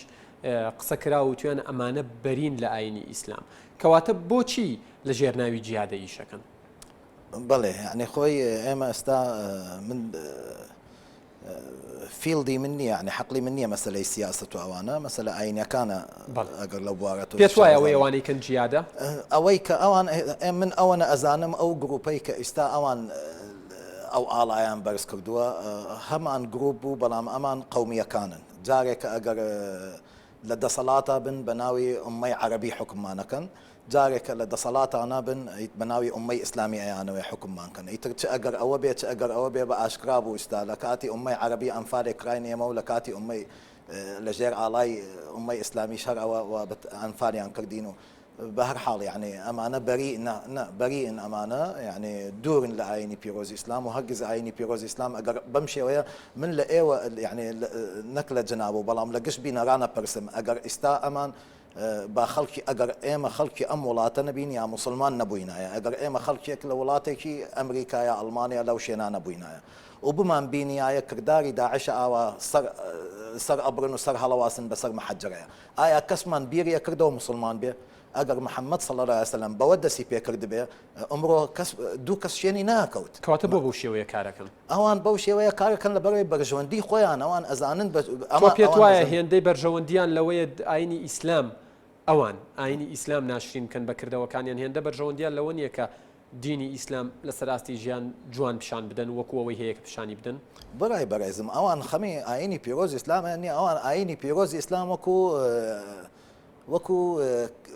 یعنی بەکاری ئەهێنن وەکو سیارەیەکە وەکو سوارێکە شتێکە مەبەستی ئەوان ئەلغایەت و بەرگ الوەسیلە ئەوان مەبەستی ئەوان کە ئاینی پیرۆزی ئیسلامیان هێناوە ئاینی پیرۆزی ئیسلام بەکارهێنن بۆ ئەوەی کە ئەو مەبەستەی خۆیان جێبەجێکەن ئیتر ئاین عیب بار بێ یا عیب بار نەبێ مشکلەی ئەوان نییە کێشەی ئەوان نییە مهم ئەوەیە ئەوان بە مەبەستی خۆیان بگەن ئەوەیە یعنی ئەوەی ئەو شتانەی کە لە ئاینەکە وڵێ گرناوەکە ناویان ناوە ئاڵای لا ئیلاهە إلا الله یان بەرز کردووە بەڵام هەمووی دوورە لە لا ئیلاهە إلا الله و لە محەممەد ڕەسوول الله ئێمە هەر کەسێک کە ئێستا بزانێ کتێبێک بخێنێ و بچێ ژیانی پێغەمبەر صلی الله علیه وسلم بخێنێ زۆر باش ئەزانێت کە هەرگیز ژیانی ئاوانە بووە ئەو لەگەڵ عەبدوڵڵای کوڕی ئوبەی کوڕی سەلول گەورەی منافقەکان بوو جێنی بە پێغەمبەر صلی الله علیه وسلم دا جێنەکە لە قورئانە ئاشکرایە لئین رجعنا إلى المدينة ليخرجن الأعز منها الأذل وتی من ئەو زەلیلە ئەبێ دەرکەم کاتێک کە بگەڕێینەوە بۆ مەدینە پێغەمبەر صلی الله علیه وسلم کە خەبەرەکە گەیشت وتی ئەمە ئاواکە بەم شێوەیە و با حسابێکی لەگەڵ کەین با سەزای بدەین ئەمە خیانەی عوزمایە پێغەمبەر صلی الله علیه وسلم فەرمووی لا بل نحسن صحبته لا أريد أن تتحدث العرب أن محمدا يقتل أصحابه ناخير من نامو خلق بلين محمد هاوڵەکانی خۆی کوژێ ئەمانە کۆبوونەتەوە گروپێکن بۆیە ئەیان بینین ئێمە بۆیە لە یەک شوێنە و لە یەک جێگایانین لە هەموو دنیاە کۆ بنەوە ئەمانە هەچ کەسێ نەخۆشی نەفسی هەیە ئەمانە نەخۆشی درۆنیان هەیە ئەنەوێت تۆڵە بسێنن لەم خەڵکانە ئیتر کۆبوونەتەوە لە هەموو دنیاە وەڵبەتە سیاسەتێکی عالەمیش ئەوەی پێچاک بوو کە ئەمانەوەکو شاری هەنگ کۆیان کەنەوە لە شوێنێکە باشترە لەوەی کە بڵاو بنەوە لە ناو شارەکانی خۆیان ئێمە بووین بە قوربانی شێخ ماجد لە ئێستادا بینین کە لە شنگالەوە ژمارەیەکی زۆری هاوڵاتیان ئاوارە بوون ئاینی ئیسلام چ پەیامێکی بۆ ئەم ئاوارانە پێیە و تۆ وەکو وتاربێژی مزگەوتی گەورەی سلێمانی چ پەیامێکت هەیە بۆ هاوڵاتیان سەبارەت بەو کەسانی کە لە شنگالەوە ئاوارە بوون بەڵێ خۆی ئێمە يعني ئەگەر بێت دەستوری ژیانی ئێمە قورآانی پیرۆزە قورآانی پیرۆز زۆر شتی بۆ ڕوون کردوین هەندێک جار وتوێت یا ئەیها الذین ئامنوا تەنها ئیماندارەکانە بەڵام هەندێک جار کە فەرموویەتی یا ئەیها الناس یعنی گشت خەڵکی ئیمانداریشی تایە و بێ ئیمانیشی تایە ئیتر هەموو نەوعەکان ئەگرێتەوە خوای گەورە هەندێ فەرمانی پێ فەرمووین فەرموویەتی وەقولوا للناس حسنا لەگەڵ خەڵکا باش بن لەگەڵ خەڵکە قسەتان باش بێ نەیفەرمووە وقولوا للمؤمنین حسنا اینجا فەرموویەتی ولا تصعر خدك للناس خۆ بەزل مەزانە بەسەر خەڵکی نەیفەرمووە ولا تصعر خدك للمؤمنین انجا فرمويتي واذا حكمتم بين الناس ان تحكموا لقل اجر حكم تنكر لبين خلقي نيفرموا واذا حكمتم بين المؤمنين يا بين المسلمين اما انا روشتي مروفايتيه ولقد كرمنا بني ادم همو ادمي زاد ريزي خوي هي وحرمتي خوي هي وجيغاي خوي هي وريغاي خوي هي اما لناحيك اما اجر ايما بيتو آوا بروانين كأما أجر أمانة كرد نبونا يستوكو أم خلقاني كهاتوري كردوتا إيرا أمنا وشانيا زور زوري عربة وخلقي يعني خلقي قومي أمي بيامان إيما وكو دوا قصة دوا برسياري من ليستادا أو تريت معالمي أو دركوتوا بشويكي رقص برستانة ياخد عنصريت لكردا بدي بكري برامبر بو عرباني اواري هريمي كردستان بون وزوربي هاولاتياني هريمي كردستانيش رنگ جنابي شت او رايته بي اوتريت كبيويستا او اوارانه بو وي هريمي كردستان نبي بنشتيماني ياخد نشتيماني بديليان وكما مصعب عبد الرحمن صديق ما جي بيدا ابيت شلون معامليان لقلا بكري وبيام تشي بو تواوي هاولاتيان بله اما استا لم اوارانه دو باش اوارمان هي اواريك مان هي بشي كان كردن امانه اوارنين امانه هر لولاتي خويان بهر حال بلامي تر ظروفكان وايلي هاتوا يتر اما حسابي او نكين اما مسلمانه يا اما غيري مسلمانه اما تشدينك هي چونك امره هيرشتك لسر كرد هيرشتك لسر عين كنيه لسر عين كرد تاجر لمسيحي بن تاجر لايزدي بن تاجر لمسلمان بن اما همومان بيك تشاو سيركن او داعش انا يعني امش بمسلمان دانن اما بمرتد دانن بهر حال يعني اواري كرد امانه لولاتي خويان بجان وبروح بخدمتيان كاين ايما چونك امانه انفال كراون وكو انفالكاني صالي نوكاني صالي صدام صالي اشتكاني صالي صدام اما اواني ترك عربكاني ترك خوای گەورە هەمیشە لە قورآانی پیرۆزە بەگشتی بە یەک چاوسەیری خەڵکی نەکردووە نەیفەرمووە كلهم فەرمووەتی كثير منهم لتجدن كثير منهم ليسوا سواء من أهل الكتاب أمة مقتصدة يعني بعضێکیان تایە ئەوانەی کە هێرشە بن ئەوانە بەرە عەرەبە سونەکان ئەمڕۆ هێرشە بنە سەر کورد و کوردستان بەڵام تیاشیانە خەڵکێکی باشە و تیایانە ئێمە أنزل الناس منازلهم ئێمە الإناء ينضح بما فيه ئێمە بەپێی ئەدەب و ڕەوەشتی خۆمان معاملەیان لەگەڵەکەین بەپێی ڕەوەشت و کردداری ئەوان معاملە ناکەین. بەڵێ زۆر سپاس مامۆستا هاوڕێیانم لە کۆنتترۆل پێمەڵێن کە چەندی منێکی نوێ کە ئێستا لە ئێستادا ڕوودەدات لەلایەن هاوکارانمانەوە لە جەلەولا ئامادە کراوە بینەری بن.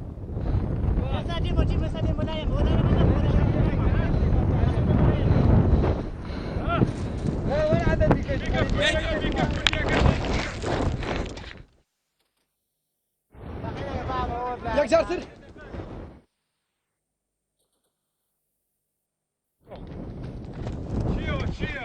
ورا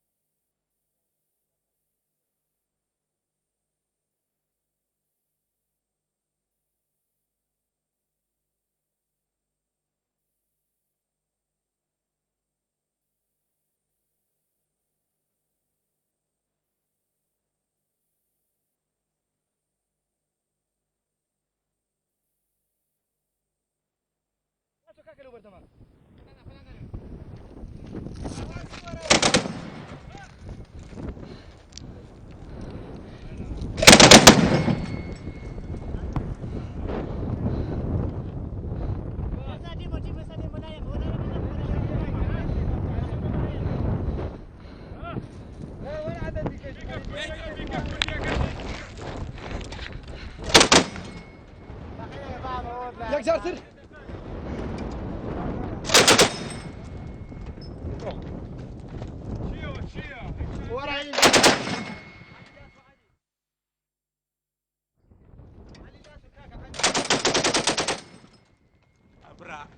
هراي فيها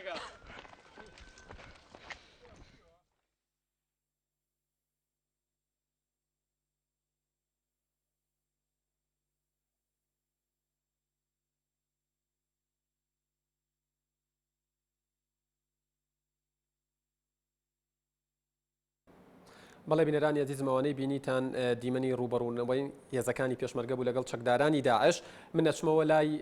مامۆستا عەبدوڕەحمان سدیق لە ستۆدیۆی هەولێر بۆ ئەوەی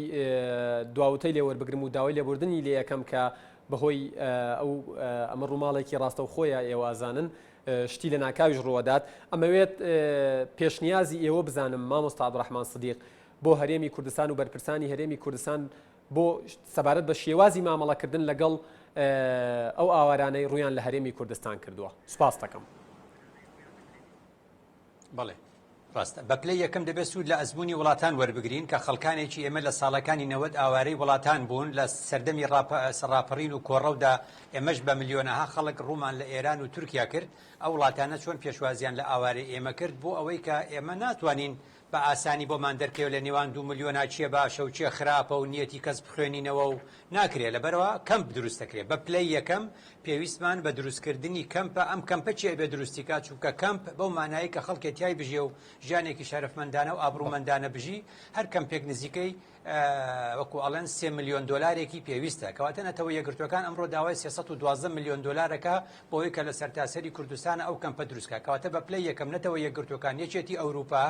خاچی سووری نێودەوڵەتی هیلال ئەحمەری یا مانگی سووری نێودەوڵەتی بانکی نێودەوڵەتی دەبێت ئەو فەندەمان بۆ کۆکەنەوە چونکە ئەمە کێشەیەکی جیهانیە کێشەیەکنی ڕووی لە هەرێمی کوردستان کردبێ. دوو لە ئاستی نێوخۆدا پێویستیمان بۆیە ئەنجومەنی وەزیران سەرۆکایەتی ئەنجومەنی وەزیران ئەنجومەنی باڵای پەنابەران پێک بێنێ وەکو ئەوەی ئێستا لە عێراقدا هەیە وەزارەتی پلاندانانی تێدابێ وەزارەتی شارەوانی تێدابێ چونکە لەسەر ئەرزی ئەو کەمپەکان دروست دەکرێت هەروەها وەزارەتی دارایی دەبێت تێدابێ وەزارەتی تەندروستیش بە هەمان شێوە لە حاڵەتێکی دیکەدا ئەم ئاوارەی کە ڕووی لێرە کردووە خەڵکی کوێ خەڵکی فلان پارێزگایە سوود لە ئەزمموی نەجەف وەرگرین پارێزگای نەجەف دەڵێ ئاوارەی هەر شارێک ڕووی لە من کردبێ ژمارەیان چەند بێ لە میزانیەکە و لە بودجەکەی ئەو کە بۆی تەرخان کراوە وەکو پارێزگا لی دەبڕم کەواتە ئەگەر ئێمە ملیۆنێک کەسمان لە مووسڵەوە بۆ هاتبێ دەبێ بەشی ملیۆنێک کەس لە بودجەی پارێزگای مووسڵ بدرێ بە هەرێمی کوردستان یا بدرێ بۆ پارێزگای هەرێمی کوردستان کە ئەو خەڵکە ڕووی تێکردووە. بەڵێ زۆر سپاس بۆ مامۆستا عەبدوڕەحمان سدیق کە لە هەولێرەوە لەگەڵمان بوو لە ستۆدیۆش زۆر سپاس بۆ شێخ ماجید حەفید وتاربێژی مزگەوتی گەورەی سلێمانی. ئەزیزانم ئێمە لە ماوەی ڕابردوودا دوو کاتژمێر ڕووماڵی تایبەتمان هەبوو لە ێنارتی و لەو دوو کاتژمێرەدا هەریەک لە ئارام شێخ محەممەد جێگری سەرۆکی پەرلەمانی عێراقەوە هەڵگورت حیکمت بەڕێوەبەری ڕاگەیاندنەوە شیاری وەزارەتی پێشمەرگەرەوە دکتۆرە شواغجاف پەرلەمانتاری عێراق لە لیستی پارتی دیموکراتی کوردستان ئەو بەڕێزانەشی کە ئێستا ئاگاتان لێبوو لەگەڵ مەریوان حەسەن لە جەلەولاوە لەگەڵمان بوو سوپاسی بێپایانم بۆ هاوڕێیانم لە کۆنتترۆل و لە ناو ستۆدیۆ و لە تەواوی شار و شارچکەکانی کوردستان شاشەکە بەجێمە هێڵن ڕووماڵی NRT بەرداوامە بێت بۆ ئەوەی زۆرترین و باشترین و ورترین زانیاری بە ئێوە بگەێنێت خواتان لەگەڵ